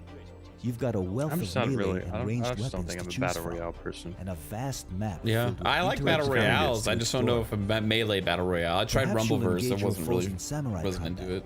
I feel like they're Katanas all right at the for a ready, certain point, or and they maybe just kind of get use Persian boring once you assassin learn the map techniques and stuff. It's and like, strike okay, from well, afar. I've played this 100 times. Yeah. It's like, With your grappling hook, you can fly between temple walls and across bamboo forests with ease. Beyond solo endeavors, you can also party up with friends and use group tactics to flatten your foes. That's Naraka's underlying design philosophy, that you're unchained and have the freedom to choose how you play. Collect soul jades to change how you play, transform your katana strikes, and make your cannon a weapon of mass destruction. Each hero can be customized too, whether you want to rush into battle as a berserker warrior or cast fireballs as a sorcerer. The choice is yours. We can't forget to mention our unique face customization system too. You'll never need to worry about running into a doppelganger on the battlefield because you're able to edit Hey, it's Phil Spencer! to your heart's content. What the fuck? They even made Phil Phil Spencer! Spencer! That's As fucking we hilarious, approach bro. Naraka's first launch anniversary, They put we're Phil's introducing face in there. a brand Memes are new gonna weapon, come out of that. Yeah, memes are gonna come out of that. spend the entire time releasing making together with characters. the Xbox Pretty and Game much. Pass editions. Twin blades strike with the speed of a raging tempest and sweeping blows. We've seen similar weapons in other games, but here in Naraka, it comes with a style all its own. Charging up strikes is usually a high-risk, high-reward move. With the twin blades, you can charge up while moving and keep your momentum as you unleash a flurry of combos on foes. Since its release, Naraka Bladepoint has launched its own faction clash game mode with Omni's Nightmare and the thrilling limited time mode Shadow Surge. There have been many casual modes to play as well, but our community has eagerly asked for a campaign mode. We're always listening to our player base, and we're happy to announce that the wait is over. Players will see the first chapter of our campaign mode. Form teams of 3 to take on new enemy types and massive bosses. I can see having some fun Disarming a with that. boss won't be as easy as disarming another player though. PvP and campaign mode are two entirely different games. Further campaign chapters are also in the works, so we're eager to hear any feedback you have for us. We are also working on an Xbox One version and hope to see more players join Naraka later this year. Naraka is launching on Xbox Series X and S and Windows Store on June 23rd, and it's included with Game Pass at launch day. Now's your chance to story mode dive into might the be world cool. of Naraka Bladepoint. Yeah, I like that. Overwatch 2 beta signups is the 16th. Goes live the they've had 28th. beta signups for a while now. Okay, here's a Yeah, game well, I they're- want to know what it is. Aura. Yeah, I want to know like what the overarching gameplay, like strategy, what kind. Some lost Yeah. to time. But what about If the it's like history that Civilization, could I'm have out. been But if it's like if Age you of Empires, were I'm its in. architect? Yeah, How would you reshape lots of the strategy world? games coming to Xbox, man. Pretty cool. Now this is only on What PC new for now, though. stories would you tell? Yeah. And when your people speak, would you listen? Would you listen? How would you lead them in this new world?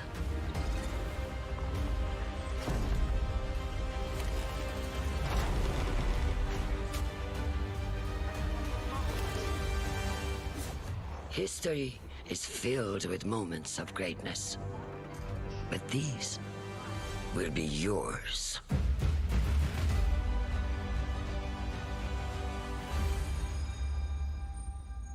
Join the Insider program. I already did.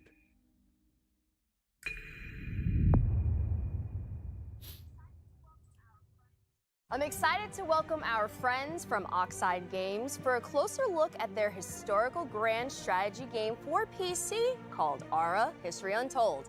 Dan, There Michelle, is grand thank you two for strategy. joining I'm us assuming today. it's more like Thank you for having Stellaris us. or And something. on behalf of the Right. entire studio, we are really Yeah. excited to be here and finally be able to talk about Aura. I mean, we all are excited too. You just had the world premiere 2 days ago for Aura. And I have to say, I'm a really, really big history fan. I love me some history. So I've been looking forward to talking to you two about this. Now, we all know this is not your first strategy game, but the vision behind Aura is so ambitious. So tell us more about it. And also for those who are new to Oxide Games, we would love to hear more about the studio as well. So Oxide Games was founded 9.5 years ago in my basement, actually, from the development needs of Civilization V. And our goal is to push strategy games to the next level. And what's really great about working on a new IP is that you don't have it's the okay. previous expectations that a sequel would have. What? And so the sky really was the limit, and we got to really take the genre to a He did new not space. just say that. And we really hope that not only will fans of In the strategy face games he like made this, when but he people said who've it. never played a strategy game before What will are you find something saying? they love as well. The woman You're actually asked him, taking it to the so, next hey, level. tell me a little bit about Oxide. And the guy goes, so Oxide Studio was actually founded in my basement 10 years ago. Fascinating. Actually, And I think actually, that, like, in my basement, if you're actually. someone who really enjoys history, it's With the bringing little- like with the little all blank the worlds too, together, all actually. the periods Oh of my God, time that's fucking together, great, and that's dude. a grand vision in itself. Oh So how man, does the I hate to vision make of fun of these Aura people, dude, impact the sometimes, but player it's like that experience was within the fucking game? classic. So one of the kind of big things we wanted to do with Aura was really explore how to make the game less In my about finding that basement. optimal strategy, that optimal path. Started in my and basement, ways to actually. make it more meaningful to the player, make it unique to themselves. So what are different It's I thought you sound strategies like we can Pong. bring to the Jasper players so grown that up, when you play guys. is different than when I play, Pong. and yet we can both be competitive together. How can we do Mom, things to bring me really some impact chocolate milk. agency and expression I'm and really working let you on express outside your values games. and your play styles through the different mechanics in the product? And Dan, what about you? How does the vision I'm gonna impact be the huge overall one experience? day. So one of the big things that we've been working on is what we call the living world. We wanted the expression of the game to manifest itself in a way that felt authentic and cool. So we've spent a lot of effort on making sure that the choices that you make are expressed in a visual way. And so you're going to see your citizens doing things that reflect the choices that you've made. And this is actually really challenging. So one almost of like the goals when we world founded building. Oxide was to not have to tell the designers, no, you Yes. can't do that thing. I'm at the And so the game is website. obviously huge. It's just massive. Aura And so there's History a very Untold. large It looks technological like constraint for City doing something Builder like that. But we have our own with proprietary engine that allows us to really bring this Age of alternate Empire Earth to life. type. Yeah. I think that's the beauty, right? Because in Like you're history, moving the great thing about like learning a history is that civilization you learn about forward through culture, history you by learn making about decisions stories, and you learn about things stuff that like are that. probably brand new to I your like that. eyes. But the way that Aura helps you So they kinda remix, meld reimagine, the two and games rewrite together. history is a beautiful sight to see. And I'm excited to get my hands on it, and I'm sure everyone else is who's watching. So let us know, where can we learn more about it, and when can we get our hands on it? So 'Cause build I your need it city up, today. and So if you head then over to the website, you can sign up for the Insider Program, conquer which will give you a chance connecting to join the technical territories alpha to and play the expand game later your this world. summer, which is super exciting because we've been playing it, all the time, and so now you'll have a chance to play. Dan, Michelle, thank you two so much for giving us the lowdown on Aura. Really appreciate it. Thanks for having us. Yeah. Grounded Awesome. is finally leaving early access. I'm excited and for this moving game, into guys. Full release with a highly Gonna anticipated check it out. story mode. Here's Adam Brennicky and Eric Dorabella from Obsidian Entertainment to tell us more.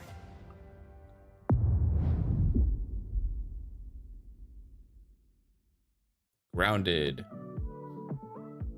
What can players expect from the 1.0 See, that's the launch? thing. Sounds like They 3-bit. The big They one, of showed this at course, the is going other to show, be a like, they could've complete just saved game, it and for that here, means you know? story, right? From beginning to end, you can play through, why are you here? Who put you here? Yeah, exactly. And how are you going to get home? And I think those are like the big questions that people are asking about Grounded.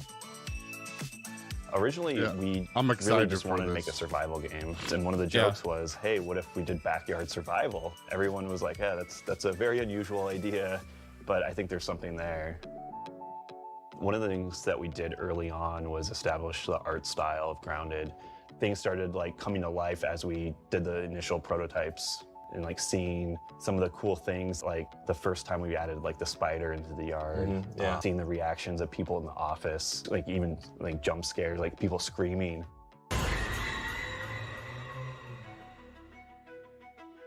The team is very small. It's the smallest team I've ever worked on at Obsidian. I wanted everyone to be able to participate on the design side of things. So I said everyone is a designer. That guy looks like the guy from Revenge of the Nerds. And I think that extends into Isn't he? our Booger? community. Yeah, and does that how look like we're Booger? building the game in game preview and early access. That's probably one of the big successes of the game is how close we work with the Or the community guy that's and in Take Me Home all their Tonight feedback with and Hope for suggestions. Grace. I think it's super rad. For a game developer too, that is a huge thing, just to get people's feedback constantly of what they're liking, what they're Yeah, not I need liking, to get back and into all those this. adjustments. There's just so make much that a much I better haven't game played. at the end of the day. We're at that point now that the yard's getting finished, and now we can play through the story. There's a lot of surprises. There's a lot of I just, things that I think survival aren't gonna games expect. always kind of And I think I know what I you're hate talking always about. feeling I need to go cannot wait find to this see because my players' torch is reactions. not going to be fucking able to be lit I know a lot of for players are just you know what I waiting mean? for the story to be finished to finally jump into the game. Maybe there's People a who played way the game eventually to previously get are something also, that always holding out provides for light. You more don't have to content. keep getting I think it's shit. gonna pull a lot of people back in and gain a lot of new players. So Adam, we have the Broodmother from last year. It was our first big boss. And And then we came out with a bunch of mini bosses like Termite King and the Assistant Manager. But in this trailer, we're showing players the Mantis. What can they expect from this? So we're super excited to finally show off the Mantis. I know that's been a big ask from players that they want to see a praying mantis in the game. They've been asking for this for a long time. Do we have anything else that the players can get excited about? You know, the mantis is just a little tease of one of the new boss fights, but there's more to come, right? Like potentially many boss fights that we have planned for the full release of Grounded. There's a lot more secrets and other things to uncover. When we reached 5 million players, that was already super crazy. And then we hit the next milestone of 10 million players still being Xbox. Doubling it, right? Yeah, in Xbox Game Preview Early Access. That just goes to show that we have a fantastic game. Everyone's just so surprised at like how much it's only going to grow. I think it's going to get bigger and bigger. I just hope that players and the community understand how important they are and impactful on this game with us. Yeah, we're so thankful for everyone's support along the way. It's been an amazing journey, and we're finally almost at the finish line, right? The entire backyard. I think we wouldn't be here without our amazing being able community to and all go the into fan other support. players' backyards. I agree. Best the co-oping, community that is like the next step. Right. Like, and all you gotta do is like go underneath the fence line, you know? That's called trespassing, Psycho. Yeah. What if they have a dog? That's the thing, like, some people might have dogs. So I got a call from my good friend York Newman, the head of Microsoft Flight Simulator. He told me it was imperative that I meet with him. So I'm in this helicopter, we're flying to this location, we're on our way, let's go. Oh wow, you should see what people are saying about Paris and the Xbox Showcase chat. That's not good. Something tells me there's a lot of Sony fanboys in this chat. Good to see you. Thanks for coming to DC, man. No, thank you. What am I doing here? Later. Let's get in. We don't have much time. Oh, okay. Like any of them would have turned down that opportunity, right? Like. All right, Paris. Right across the Potomac. That's where our contact is. Are we headed towards Arlington? No. It's still secret. I gotta keep it real, man. I'm not gonna go do this fucking awesome thing, you know? York, what is this place? I don't want to be a sellout. People are fucking stupid. Oh, the Aerospace Museum. The Smithsonian.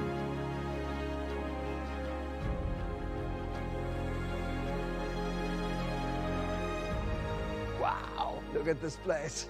Hey, that was a Decepticon. Nick, how's it going? Hello. That's an SR-71 Paris, I would like to Blackbird. introduce Nick Partridge Yeah, from that the was, Smithsonian National Jetfire. Airspace Museum. Thank you for having me. This is what we expected But from this makes a show, lot of sense. Vegan. I saw There's through not the really trailer, much there's a surprise so far collaboration for me between the anyway. Smithsonian National We got Aerospace one Museum new and Flight trailer for Simulator. Valheim Here so we far. are at the National Aerospace Museum. I hope there's a couple of fun little announcements here and there sprinkled in, but I think it's just going to be more of this talking stuff. for more than a year. He was looking for me, and it turns out I was looking for him to ask the same question, which was, don't you think that our organizations have a lot in common? I'm sorry. Dedicated to bringing flight to everyone, and I was looking for the Spirit of St. Louis, which is in the Smithsonian ever since 1928.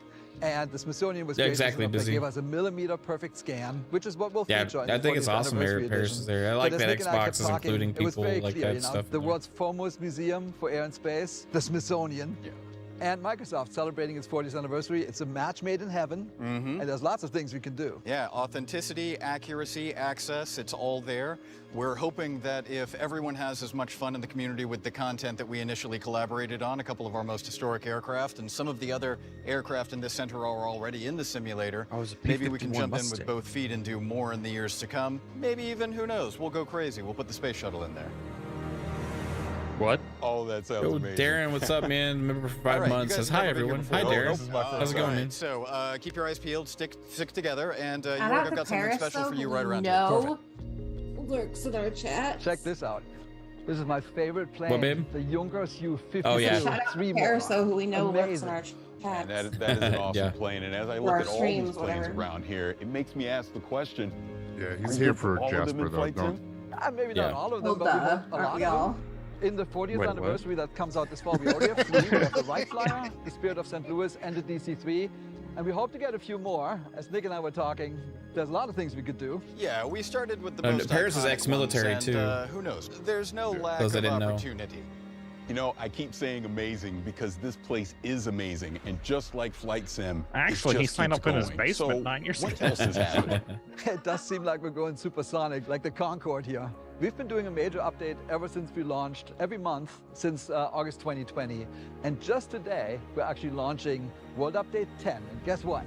Tell me. It's the United States. And it's huge. We have a dozen cities, a new height field, brand new aerials, new missions, new airports, new everything.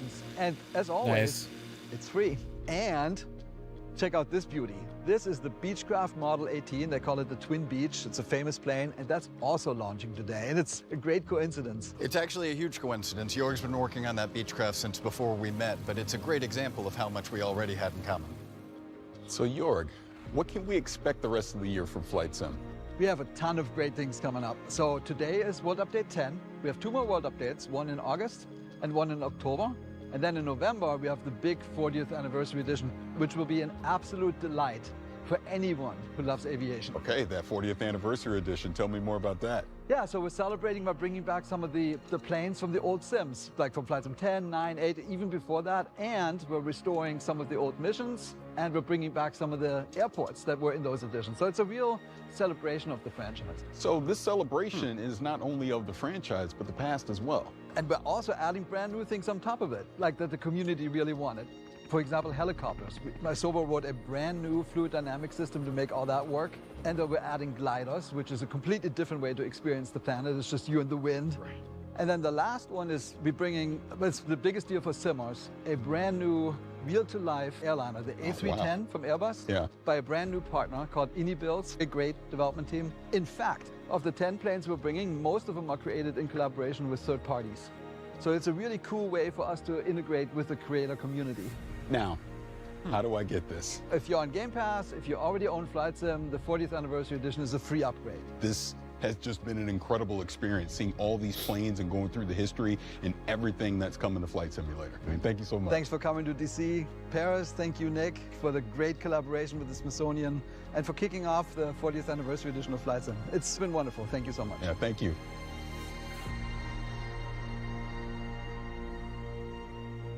Lots of stuff coming to Flight Sim. That's going to be a game that's going to last for a long time. Yeah.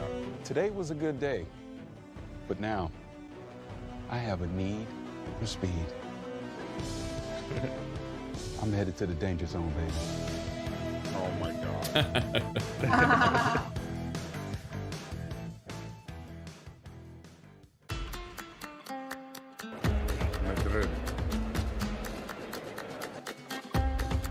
Estamos aquí para disfrutar del mejor día de mi vida, el día de la Xbox. It's the Spanish Jasper. Looked like Jasper. Just yesterday. It sounded like Jasper. What are you talking about? Xbox, and I'm Okay. very excited. It's cool to see the events in other countries. Estamos aquí en Madrid para ver nuevos juegos como Starfield, que yo personalmente le tengo muchísimas ganas. I met the girl with the long hair and piercings. Oh. JK. What are you trying to say? I was just trying to be funny.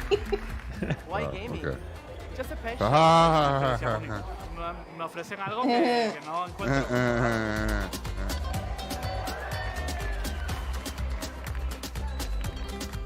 Lo que te digo, es como una familia para mí.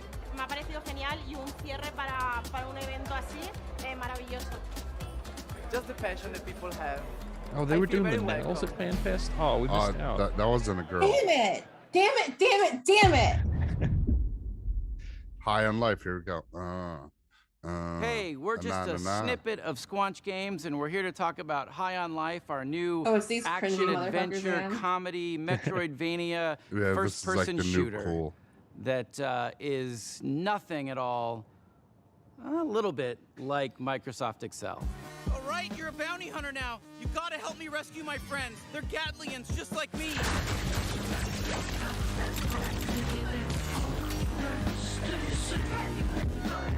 That's our game, High on Life. Pretty insane. There's a lot to talk about. Let's dive in. So Justin, you're typically known for working in animation. What brings you into the world of games? Why are you in the world of games? I'm obsessed with games, have been my whole life. always had ideas, always had, you know, things I would love to make, but just never thought I could ever step into that arena because I lack all the skills needed. You don't know how games work. Other than like creative direction, creative ideas, like other than that, I lack all the skills to execute. But that's why, like, that's part of why you want to start Squanch, right? Is like to be able to have an idea like that and let it grow to something amazing. And to be able to be creatively free. I wanted to make games that I wanted to play. And that was sort of the spark that just lit the fire of Squanch Games. And then we shipped Trover and we shipped Accounting Plus, and now we're on this absolutely dream game. This is like our real legit swing at like a proper, you know, like we're indie, but like this is like our AAA, like, or is it triple I for indie? Yeah. We're triple I. yeah. This is a triple I game. Triple I is a good thing. Yeah, I like that. Earth being invaded by those big this indie evil games, you criminal know, cartel Triple of I. aliens who come in and kidnap humans and start selling them on the black market like they're drugs. And you're the one human who has to team up with a talking gun and stop them. And when you select a cartel leader that you're gonna go after, like, it opens the portal door to that world that they're in. Eric, can you tell us a little bit about the worlds of the game, the art style of the game, the visuals? Yeah. So we spent a lot of time kind of constructing and creating these awesome alien worlds.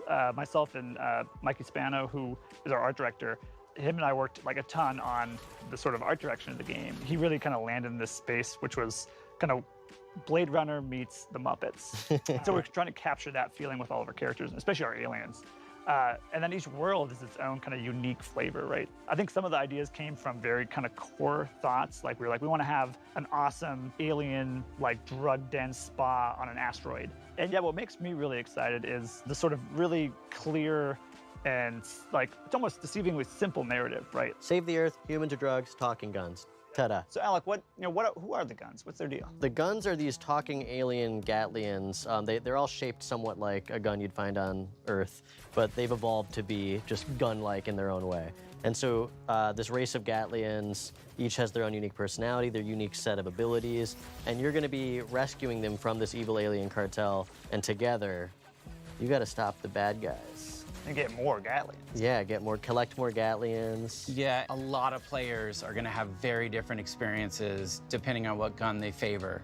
Yeah, you kind of like Mega Man in that way. Right? Every time you beat a Mega Man boss, you got their different dialogue scenes and stuff. Yeah. Look at us, blasting away! And sometimes you can unlock the guns in a different order than another player has. So when you go back through a level, you'll see things that you would have been able to access if you'd done it in the other order. That's Sunset Overdrive vibes right there. All right, so we talked about this crazy good game that sounds amazing. Why should people be excited to play it? As a Chris Jones with the $2 super chats. I just want to say you all are amazing again. LOL. Yeah, dude, you're amazing too, bro. Thanks for hanging out, man. Something I love about Squanch is we would put a lot of effort into things that a lot of other studios wouldn't even bother with, like a single small joke that 5 players might find. Well, okay. Now I can. I love that stuff. I love like edge casing and like. That's what makes you remember a game. Yeah, like if a player's trying to break the game in a certain way and then you have an answer for that for them, that is like such a memorable and amazing moment. It's almost like watching TV, but the viewer is able to reach into the TV and poke a thing, and the character has to respond to that. And there's so much fun to be had for the most part. You can skip it all. We worked really hard on it if you want to skip it. Yeah, if you want to just like miss out on like, you know, yeah, if you're like a big dummy and you don't want to play the game at all, that's fine. We're not going to judge you. We're just going to be upset.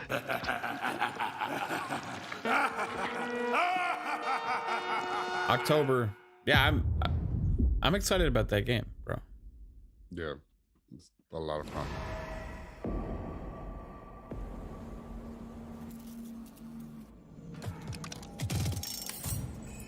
Texas Chainsaw Massacre? That's what it looks like.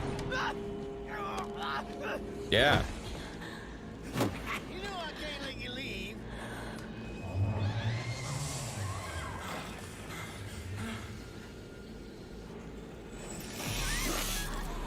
It's Leatherface. Is this was it Dying Light with Texas? This is more of a story game, I think. Kind of like Friday the 13th. Oh, damn. Run! Multiplayer horror game based on true events. Maybe it is like Dying Light actually then. Yeah. I thought it was more of a story game, but that was a trailer we hadn't seen yet. 2023. Behind the scenes of Pentiment.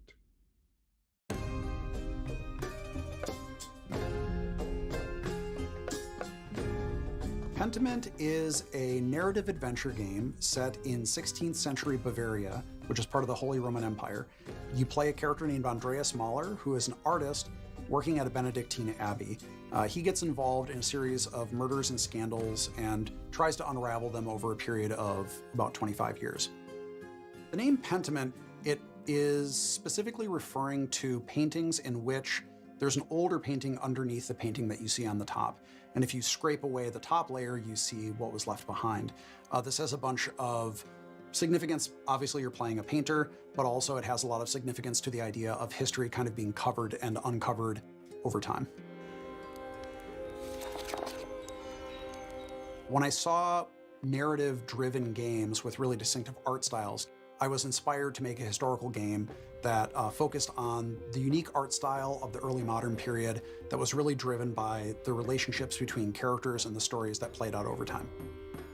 Hannah Kennedy was really integral to defining the art style of Pentiment, especially blending the late medieval illuminated manuscripts with the early modern woodcuts. Maybe, Aaron, I don't know.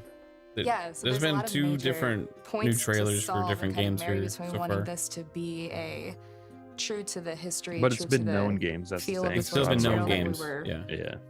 Referencing Halo's as far as the narrative, but also thinking about the types of games that were. It does open the door for like Halo. We imagined we wanted as far maybe to as end the show experience. I asked Josh Sawyer. I knew that I would wanted sign to an portray NDA to play this game a community early. that changed over time, He which liked meant my that comment, characters so are changing we'll over see. time. That's really the focus of everything. The buildings do change, but really it's the characters where you see all the crazy stuff happen. Kids that I had become attached to because it's Aaron, a 4-year-old. Texas Chainsaw Massacre was announced, I think, like 2 years I ago. felt a weird, like, emotional Yeah, I reaction think it was the to that because I'm 2020 like, game show. baby's all grown up. They even had a Call of Duty Modern Warfare, I think, calling card you get if you sign up for the beta or something like that. I think the 16th century has always been. I'm really getting more interesting interested to me in because it this was a watching time this of trailer. such It social looks upheaval much in bigger Europe. than what they showed. I think when we look at social change in the past, it seems like it's a thing that always happens outside of our time. But right now, I think we're maybe more aware than ever that social change is happening constantly, and people are always struggling with it. It's always a difficult process. And so I hope that by looking at people from the past, we can see that even though the setting might be different and the specific issues might be different, ultimately we always struggle with social change. Pentiment. November. Yeah, I'm definitely down for that. Oh my goodness. He's putting on his bandana. All right, let's do crime. They said that it's really intense. It's such a bad idea. All you had to do was keep your mouth shut. I just don't I'm like gonna this override this. style of game. Like Right. the art style is just bothers the shit out of me. This is my favorite shot from the Yeah, whole game. I don't know. It's like With As it makes Dusk me Falls, lose what we're interest. trying Like to do it is looks to make a brilliant interesting, and then you see interactive like the experience for transition of anyone movement who with the loves characters brilliant and stuff. I'm like, so people who I enjoy just films, people don't who like enjoy it, TV you know? series. It's also a social experience. It's kind of about like sharing these comic stories with the people book-ish you without love. the I think we blocks should stick and to the separating plan. the comic book. I took my You know, inspiration how the storyboard from goes. TV shows. She's using a prestige phone to shows play. Like, you know, Breaking Bad, Fargo. I really love Dog Day Afternoon. It's such a wonderful setup. You Yeah, 'cause try this- that this is again, a player. and every last one of them leaves in a body bag. When you write for interactive stories, it's all about the stakes. You want big choices, the tentpole I know a lot ones of people are excited that about everyone this, so. will remember from the chapter they played, but also you weave in the smaller stakes, the drama bit, like the relationships. Are you gonna stay married? When you lost your job, So you just get to choose if you want a divorce. I missed you, okay? Does this do anything for you, babe? The This game game? deals with very mature themes that you don't normally find in a video game. It not really really. gives you No. agency That's over weird. characters that are relatable, that are familiar to you. I don't It's like like an the- interactive story, but with the power of video game. Is it behind really like I only gotta yell, and my brothers will shift come. like that when the character Now like hold your horses, young Yeah, that's the way the that's the storytelling is done. It's like to what I bugging me a have to say. headache. In the first book, it's mainly structured around a hostage situation in a motel in the middle of the desert in Arizona. So it's a pressure cooker.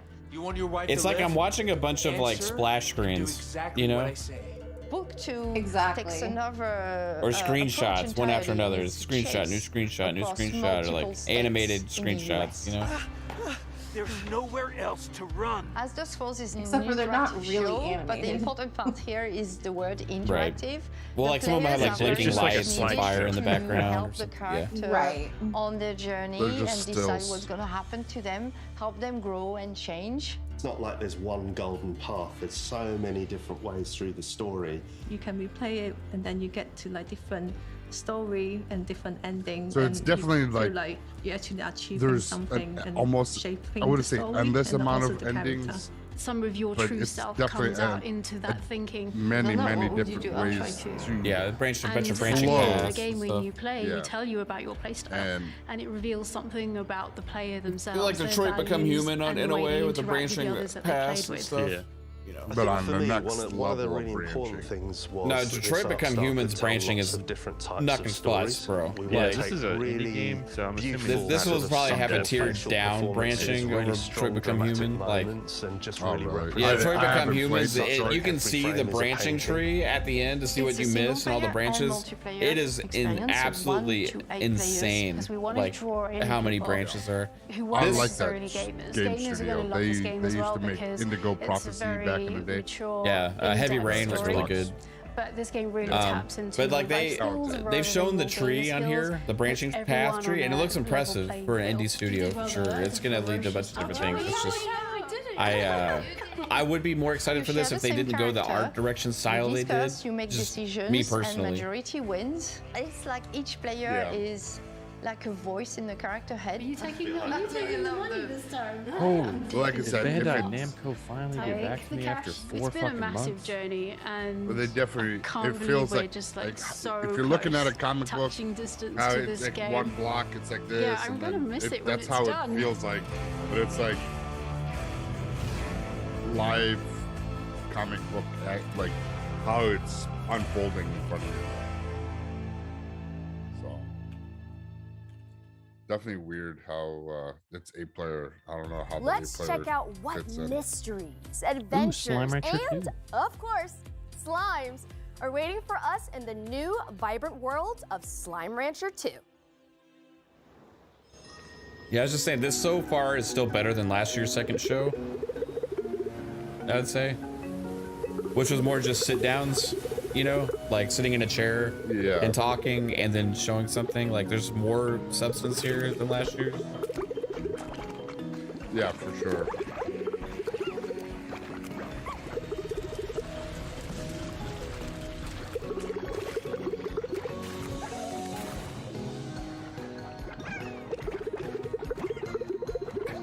There was some that were super disappointed that this wasn't at the showcase yesterday. I saw some were like really looking forward to this.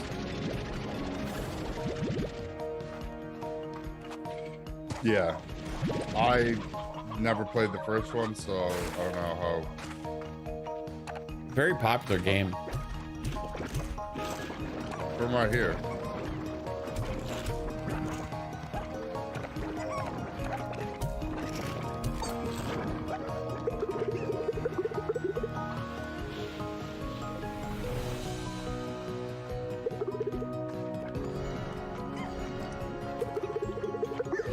This is your chill addicting game, Fifth Horseman, right on. Maybe you're gonna get a date. Yeah, this does look like a Nintendo game. It's on Nintendo, I think, also. I mean, this is like a indie arcade style type game, you know.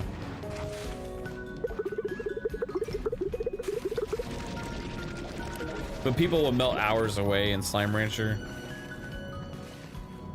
like kids, they don't fucking care what the game, like how graphically amazing it is. They just like get lost and do the objectives and have fun, you know. Yeah, if the game's fun, that's all they give a fuck. Yeah, and then a lot of, I mean, me too, really. I mean, there's some games that don't need to be graphically, you know, prowess that you need to have, and there's other games that you would like that. But at the end of the day, I don't think anybody needs to see like realistic slime. Yeah, it's silly. And there needs to be more games like that on Xbox first party, I think, too. Like, they need to have a branch of like family-friendly games, like that's not from third party published by Microsoft, you know. All right, time to get going. First trip in a while. Double Fine may be the answer to that. Australia. Passport. New Zealand. I need a passport. Where's my passport? Passport. Yeah, he went to New Zealand. Yeah, he's gonna show off the New Zealand Fan Fest stuff now. Yeah. The Last of Us. No, I didn't say this is better than The Last of Us. I said this is better. This show is better than the last year's second showcase. All right. What? Who said What? that? All right, let's Anything's go. better than Last of Us. That's me, though. Slime Rancher is better than Last of Us. I'm not crazy about Last of Us. Last of Us looks crazy impressive. You know, like I'm not saying one game is better than the other at all. What I'm saying is this showcase was better than last year's second showcase. Welcome back to Melbourne. It is so great to be here in person. Get ready for the showcase. Oh, is it better than showing concept art like The Last of Us? Oh, yeah, than the multiplayer thing? Yeah, that was dumb as hell. Going up on a stage and showing a concept art for something that was announced like 2 years ago. When did Last of Us 2 come out? 2-3 years ago? 18. 18? 4 years ago. Fuck, and that game was supposed to have multiplayer come out for it, and they're just now revealing concept art for it, and it's not even part of the game anymore. Yeah, that, like, I would have been upset, like, if I was into that game.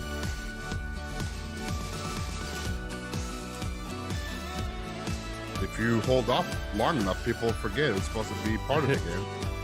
And then you sell it to them, and they're like, oh, look, a new game. Melbourne with FanFest.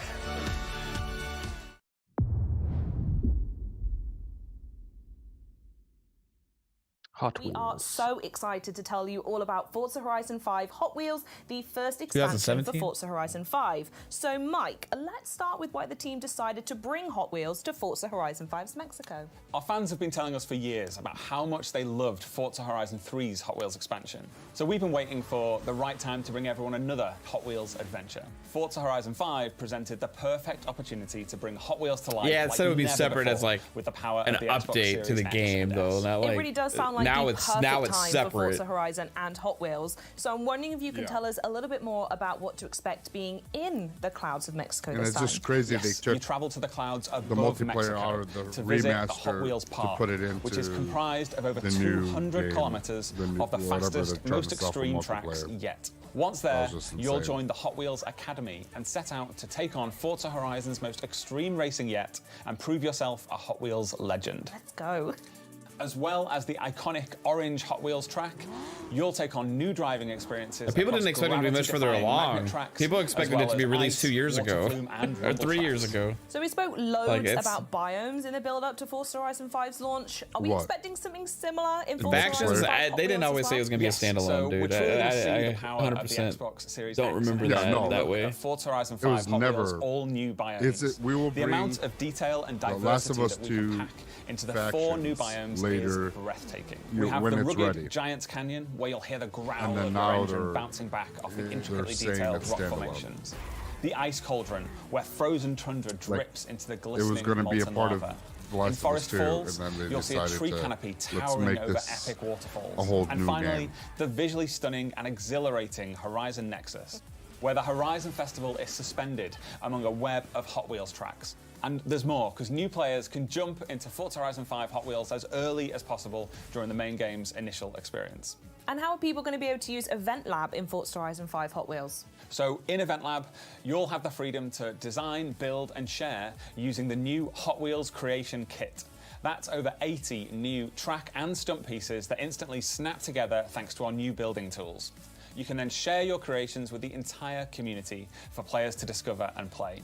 We are anticipating our community building an ever-evolving catalogue of new player-created Hot Wheels events that everyone will enjoy. They all sound absolutely incredible, Mike, but I'm going to ask you the most important question in the room. Can you tell me a bit more about the cars? Yes, so we have 10 new amazing cars coming to the pack, including 4 new Hot Wheels cars, which have been scaled up to real-life proportions. We have the Diora 2, the Bad to the Blade, the Baja Bone Shaker, and the Chevrolet Hot Wheels Copo Camaro. Forza Horizon 5 Hot Wheels introduces the most extreme tracks we've seen yet in Forza. So we've added some new extreme track toys and hypercars to go with them. I want to call out the Hennessy Venom F5 and the Mosler MT900 GT3. Their speed is unlike anything we've seen before. So we know Forza Horizon 5 fans naturally love co-op, so how is that continuing in Hot Wheels? So, in a first for Forza, you can join up with your friends. Yeah, that came as like a. I think the news you're talking about came as a 2009 update, 2019 update, which was like well after the game released. Moving your way up through faster and faster car classes until you unlock the extreme speed of X-Class and become a Hot Wheels legend. You can also choose to take on the world in Horizon Open or team up with your friends to take on a team of drivatars in the Horizon Tour. Ooh, I absolutely love that. Final question now, though. When can we expect to play? Yes, so Forza Horizon 5 Hot Wheels releases on July 19th on Xbox Series X and S, Xbox One, Windows PC, and Steam. Mike, thank you so much for joining me. This has been so much fun, and I cannot wait to play.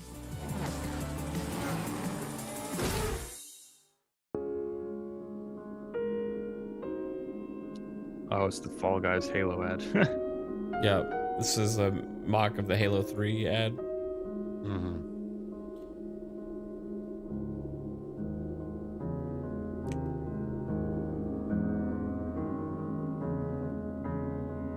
Isn't it the same music too? Yeah, they just made the same diorama but with Fall Guys characters.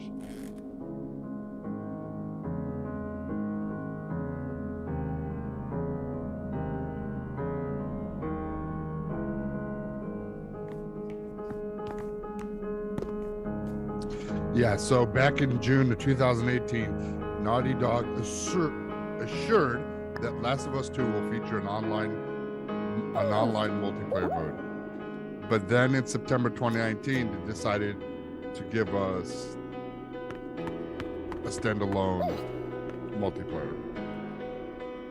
Yeah. When they originally announced it, it was part of like the advertisement for the game. Yeah. Yeah, back in 2018, they announced it as they'll have this feature, but it'll be coming out later. And then a year later, they came out and said, oh, right, we're not going to do that right now. We're going to do story campaign first. And then it just kind of slowly disappeared. And then you got the announcement of Factions standalone. So, again, they're just, I don't know, I wouldn't say they're lying to their or manipulating now their onto our next block, unintended of course. Minecraft Legends is the action strategy take on the franchise you never knew you needed. That's just what happened though, dude. And we're not lying. I mean, it's just like it is what it is.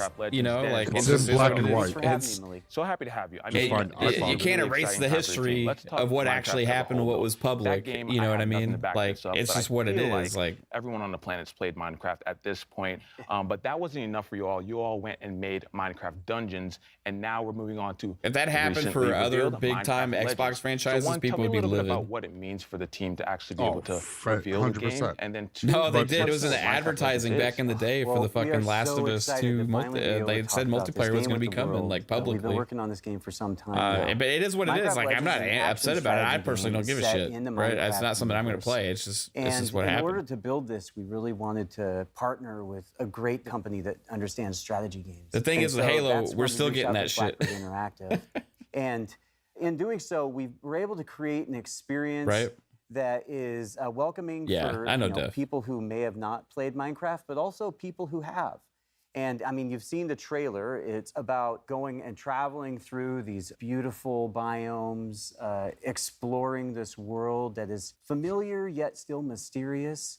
And so as you explore these lush biomes, you collect resources, and then you use those resources to build defenses from these dangerous but very cute piglins.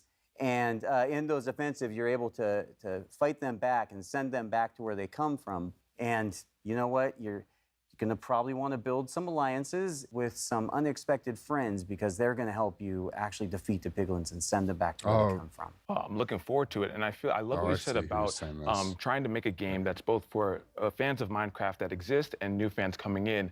Minecraft can go in so many different directions, I feel like, with a new game. What made you choose action strategy?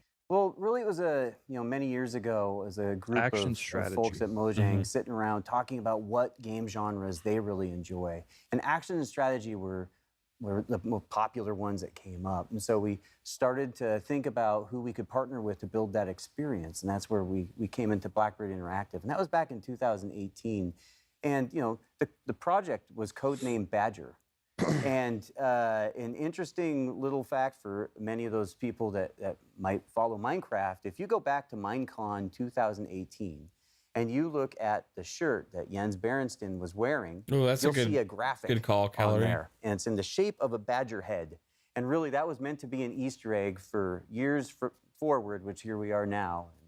I gotta say, I love a good Easter egg. Now, where would you say that Minecraft Legends fits in the overall Minecraft universe?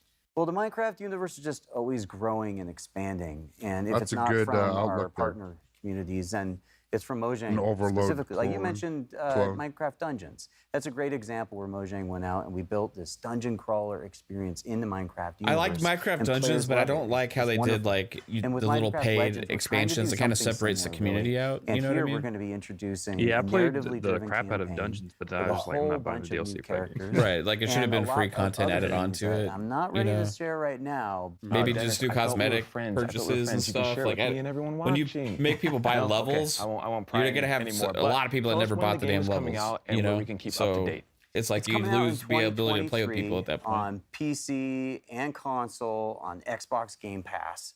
And if you want to know more, just follow us Twitter or jump on Minecraft.net. Dennis, I'm so excited to jump into Minecraft Legends. Thank you so much for stopping by. I still don't know 100% what it is. Yeah, it wasn't really much additional news there. Well, that's what up, everybody? It's your boy Kirsten, aka KhAos, and we're here at Xbox Fan Fest.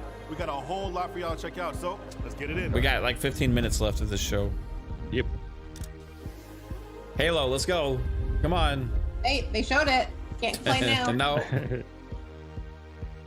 Hey, it's a Canadian show, eh? What you got to offer us there, eh? Do you think the show's been good? It's somewhat. Oh, Matt was on the stage. I couldn't believe when I was here on site that I would get to meet the real Master Chief. Experience here, out of this world. It was really cool to see. It's from Halo twice, okay? I don't want to hear any bitches. Redfall looks dynamite, and come on, Diablo 4. Oh, it's so. Why are you so gruesome? All bloody. Eh? No, but it's great. I love it. What a day we had today. Thank you everybody for showing up to Xbox Fan Fest Toronto. Had a lot of fun, saw a lot of games, great experiences overall. Catch you in the next one. Here we come. Are you ready for more? Indie game sizzle reel. And here's the last 15 minutes of the show. No, we're still gonna have this plus like 10 more minutes or so, maybe 15. I was joking. Yeah. Interview with Sarah Bond coming up.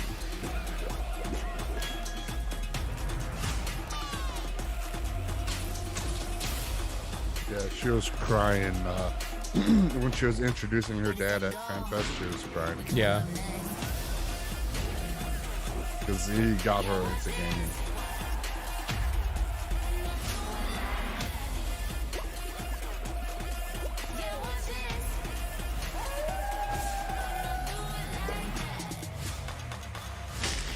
yawns for you. Keep making me yawn. I'm fucking tired.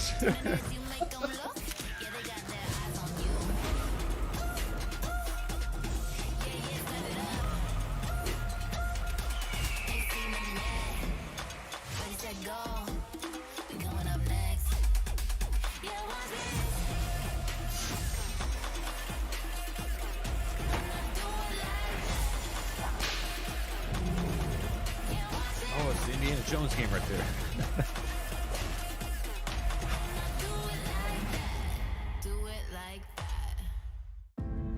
I'm joined now by Sarah Bond, who leads the gaming ecosystem organization here at Xbox. Sarah, it's so great to have you. It is awesome to be here and so good to see you too. Yes, I'm super excited for this conversation because as we know, game creators are crucial to Xbox's success. And whenever you talk about them, it's with such like passion and tenacity. I love it. And it sounds super important to you and the rest of Team Xbox. So my question to you is, how do creators inspire the work that you and your team do? The creators are just the bedrock of everything we do on my team. You know, when you really think about it, where gaming really comes from is it starts with someone who has a creative idea that they choose to put into a game that we all get to experience and enjoy. And that's really the bedrock of our industry, of what motivates us, is to help those people, those developers, bring their stories out. And we think about it in three ways. You know, how do we create a vibrant and engaging gamer community for them to come to through Xbox? What are the set of tools and services that we give them that make it easier and faster and more affordable for them to make a game? And how do we create a range of business models that they can use? Because a business model really enables them to perform all sorts of different types of innovation. Yeah, business models, tools, resources, all these provide choices, and it's increasing these choices for not only the developers, but the players themselves as well. Yeah. For example, you and your team just announced a new feature that's going to bring game demos to players. Can you tell us a little bit more about Project Moorcroft? Project Moorcroft. I know. Moorcock? I love What? these project names. I wish they would just let As me name Rand it, but misspoke on his Xbox 2 podcast. Well, look, we were sitting around as a team Project and we were Moorcock. thinking about some of the things that we've always loved the most about the gaming industry. And one of them was, remember when you would go to like a show like PAX or E3, and you would go to the show floor and you get to play a demo or a piece of a game, and the developer would be right there next to you, talking to you about their experience, asking you to try things out, asking you your feedback. And that was one of the things I loved the most about those experiences. We just don't have them as much anymore, you know, in the way that the world has evolved. And so we thought, gosh, how can we make Game Pass like that? Like, how can we use the power of Game Pass and all of the great discovery and player engagement that is in it and have it create for creators that opportunity to engage with fans early as they're creating their game, and also for players to get to experience something that they're really anticipating. And so that's what we're going to do. We're actually going to have a program that enables developers to take a piece, a level of their game, and put it into Game Pass so that they can get that great feedback and players can engage with them.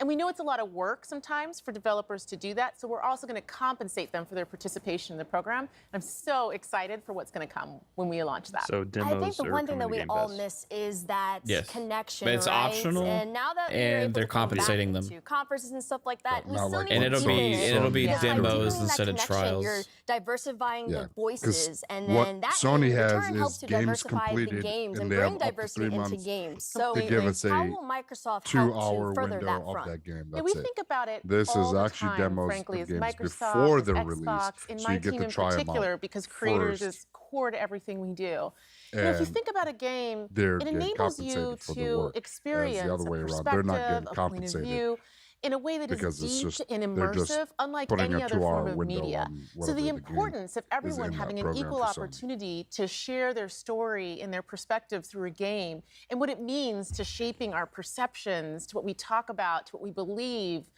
to broadening our perspectives, is critical. And we think about that all the time. But I so get it. what we've done as a team If is they we're need- continuing if to you're trying to expand get the set of more- developers who we're trying to engaging get with and people bringing them into the your Xbox service, ecosystem. We've actually more mean, than doubled the number of developers that are getting making games for firsthand Xbox. demos And we saw lots of those games in the before last they're day, which has been pretty cool. released And the other thing that we did this year is for the first time ever, we actually have a presence in Africa. We have our first Xbox employee in Africa, specifically dedicated to working with creators in the region. To anybody that has access. What message would you like to leave for creators who are interested in starting in the industry? I agree with Marlesko. I don't think it needs to just be behind Game Pass. I understand having it in game as part of Game Pass for like devices that are like on that only have access to Game Pass, like your smart TVs like the Samsungs and like you got your mobile with xCloud and and all that stuff, right? But like also if you just have an Xbox and you don't want to sign up to Game Pass, you should be able to get access to demos. Conferences like GDC, right? So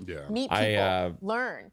I hope that they do make them available outside of Game Pass, but maybe we'll see. You can actually download the Xbox Game Developer Kit and get started.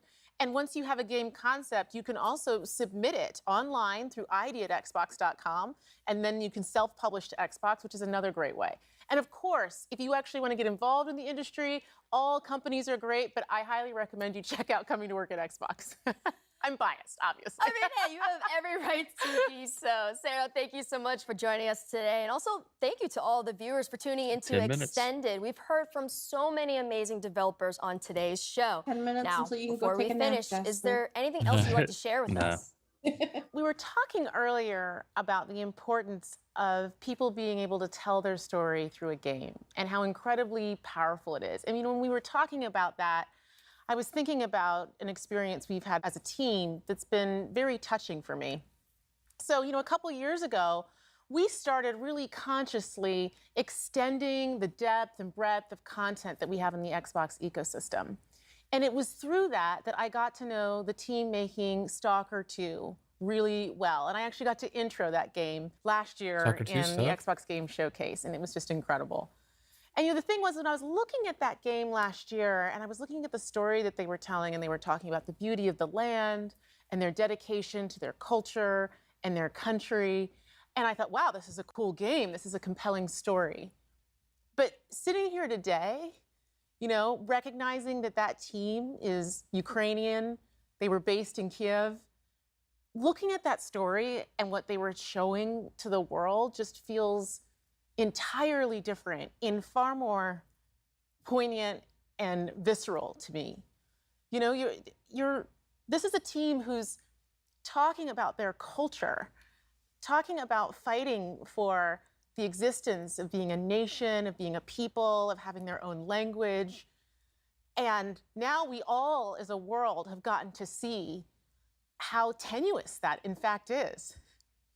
And it's an honor, frankly, to be part of this industry and to have the opportunity to uplift their voices and to let their story be told through a gaming experience, especially knowing what we know now about the situation in Ukraine. And as part of that, they actually shared with us something that they wanted us to share with all of you today as part of the show. That's good.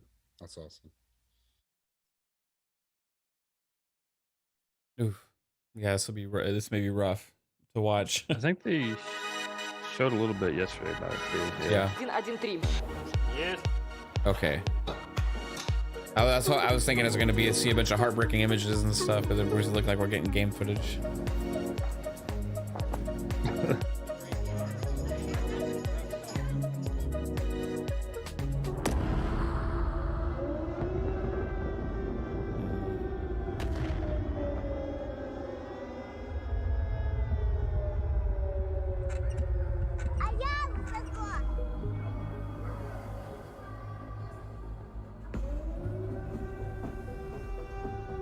Wow.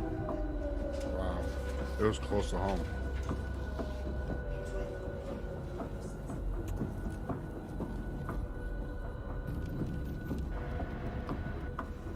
Well, we are getting the heartbreaking images, for sure. Здесь кипела Sad, man. работа, идеи, она не останавливалась. 3 месяца назад началась война России с Украиной. Шок-код, рабочий день начинается в тривогі. Під час сильних обстрілів ми біжимо в укриття. Це переноска для мого кота, який загинув ще в перший тиждень війни. Ходишь вечером, сирена, выходишь днем, сирена. Днем еще работать надо, поэтому особо не выйдешь, а вечером все время вот так. Це моє робоче місце. Вже 3-й місяць я живу і працюю в коридорі. Зі мною живе одноокий пес, врятований з-під обстрілу в Гостомелі. Зараз мені важко писати квести про війну, коли вона йде навколо. Так работает в перерывах между сиренами і волонтерськими задачами. Світ ще побачить, наскільки в нас класна культура, і в тому числі, наскільки класні ігри ми можемо робити. Меня зовут Александр. Я являюсь сотрудником компании ЖСК. Я с Мариуполя. С начала боевых действий была потеряна связь с своими родными и близкими. И это непередаваемое, ужасное чувство, когда ты не знаешь, живы они или нет. Я Дмитро Ясенєв, розробник Сталкера. Ніколи не міг уявити, що в 21 столітті в центрі Європи може статися повномасштабна війна. Я Олексій Іванов, ком'юніті-менеджер проекту Stalker 2. Зі зброєю в руках захищаю свою країну від російської агресії.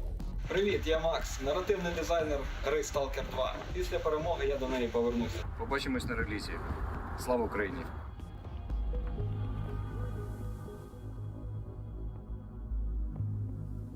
Oh, wow. That's insane.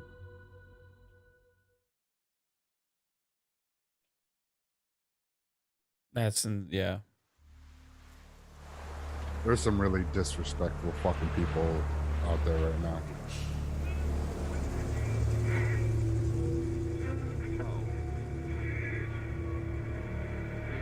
Last question, Dr. Darren.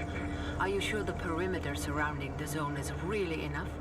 If a powerful emission were to occur, we would... Listen, the zone has remained stable for years. Besides, we didn't establish the most advanced institution in human history without first guaranteeing its safety.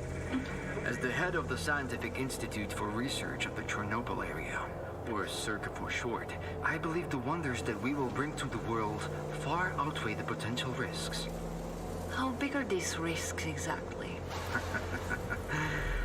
The zone reveals a whole new world. We can stick with the old one, fearing change. But tell me, do you want our descendants to remember us as cowards? Or as those who dared to venture forward to a new, better humanity?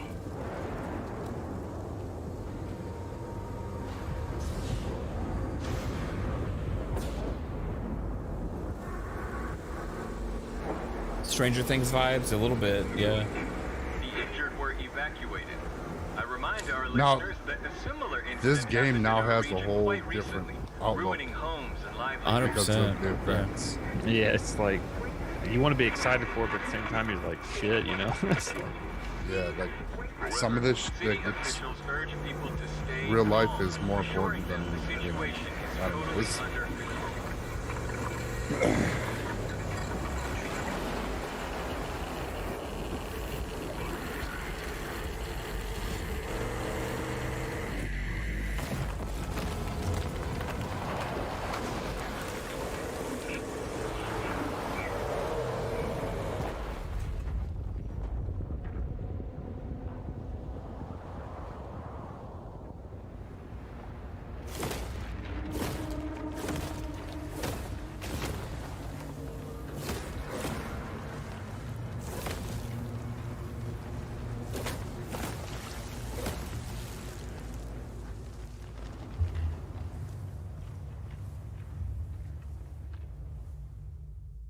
2023. Yeah, and it was in that block for the first half of 2023. We'll see if it actually hits that or not. Yeah. I mean, we like, haven't known it's been 2023 anyway. But. Yeah, I mean, I think people should understand those kind of delays, right? Like, or yeah, people like bitching about yeah, a stalker exactly, delay. Mike. Like, you're missing the whole fucking point, dude. Of life. Yeah. Right. Mike Sperling, you are correct, sir. Yeah, and it's crazy, you know, that like with Xbox just in general, like how much stuff, like, because this was supposed to be a 2022 game as well, you know what I mean? And like April. Of Yeah. course, It was early supposed to be April. April, but then they delayed it before the war till Yeah. December, and then the war happened, so then they had to delay it again. Right. So that there was this, and there was Redfall, and there was Starfield. It just kind of shows that what happened to 2022 as far as like for Xbox games. Like this was obviously not a first party game, but like, I mean, 2023 is just going to be even more incredible. Like, shout out to the devs for sharing that. Actually, you know what I mean? Like, it's crazy that they actually took the time and put that together. Yeah, it makes console warring look really fucking stupid when you have real life stuff that are happening to people out there, and then here you are for first rate fucking bitching about your console, and it's fucking silly. Yeah, it's fucking stupid. Y'all just need to stop. I know, and this kind of puts it out there. Right. Sorry. It's insane, man. Well, real quick, highlights of the show, real quick, guys. We got like 10 minutes, and I gotta go hang out with Boxenberger over on his channel. Babe, did you see anything that you liked in this showcase? No. Okay. What about you, Jasper? I mean, obviously the Stalker 2 thing, but again, at the same time, it's kind of like yeah, I want to be excited for that, but then at the but it's same also time, it's a down moment because of reality, and then it's Yeah. like, but the game looks good, you know? Yeah. Right. Yeah, it's pretty much the biggest thing out of that show for me. Yeah. And I took away from that is that it was all volunteer to keep working on the game, and some of the people did. Some people decided to work on the game. Some decided to help defend the country. It was very moving, and to see them come out and kind of put it into perspective. Like, we didn't know what was going on. We just heard, they stopped working. They, they're all what they're doing. And you see the community manager, he's fucking sitting there, he's on the front line. So things like that is just it shows you when you see the destruction just like less than a mile away from their office, you know what I mean? It's like it just puts in a whole different perspective. Besides that though, Psycho, anything you took away from this, like from the show, any games that stood out, or any things that you're more interested in than you were before? The deep diving into what they really did for this with this showcase. If you weren't sure about certain games and you were like, man, like Aura, like we didn't know exactly, and that like, oh, that actually sounds pretty good, kind of like a city building, almost like a Risk style. It's like a blend of a couple different genres. So I like that. That put it in kind of painted a picture for us. Really double down on High on Life. Just what you're going to be able to do in that game. It's going to be fun. It's just one of those just fun games. But yeah, no, it was. I took away a lot of different things for a couple different games that they showed. So it's like really, especially Pentiment. Like I was gonna play it. Like I was intrigued, but looking into it a little more, I'm definitely gonna be playing it. It's now. Before I was like, I eventually will. Now once that comes out, I'll be playing it. Right on. Cool. Yeah, I take back what I said. Yeah, I'm excited about the Texas Chainsaw. Oh, okay. Right on. Hey. Well, that was for you then, baby. For me, I'm more interested in Pentiment than I was before. I still not very, but like more interested to try it. Aura looks pretty cool to see what that's about. Still don't know too much about that though. Yeah. And then I still don't know what the Minecraft Legends game is. Like I have to play it to find out, really, I guess. And then other than that, I thought Redfall looked good, but it's a lot of cut up clips that we already saw from the gameplay showcase yesterday on that. Starfield, the description, one of my main takeaways is Pete Hines did a great job breaking down Starfield and what it's all about for people that don't really understand, that there's story there, and there's a lot of things that other than just scanning rocks and going planet to planet scanning rocks. The thing for me is like what I was already sold on. I didn't need another thing for it because I was already sold on it. So like a lot of the stuff it was here was like I'm already getting. So I don't know. Right on. Well, everybody, that's gonna do it for the show today. Appreciate you. I'm gonna be hopping over with Archimedes Boxenberger on his channel and giving more thoughts on this show. But we'll get everybody out of here. Kate, baby, where can everybody find you? You can find me on Twitter at KaitlinX0615 and on TikTok at Kaitlin_fancy. Psychonauts, what about you, man? Yeah. Chat, thanks for coming out. You guys are great. You can find me everywhere, social media at Psychonauts8.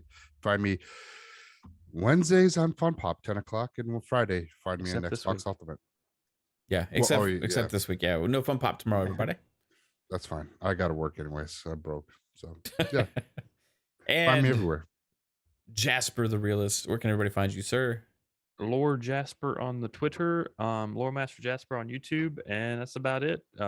Fridays Xbox Ultimate 9 o'clock, FSP's Monday at 10, and Wednesdays Fun Pop at 10. Yeah, so. Right on. And hey, everybody, thanks for hanging out in the chat today again, and just like all the stuff we've been doing. Appreciate everybody. You rock. Like I said, I don't know what else is coming up in the next few days as far as shows and stuff. If there's something else that comes up that we feel like covering, we'll bring it to you. As far as right now, there's nothing announced for sure that we're going to be covering. I don't think believe. there was something on Thursday. Was there something on Thursday?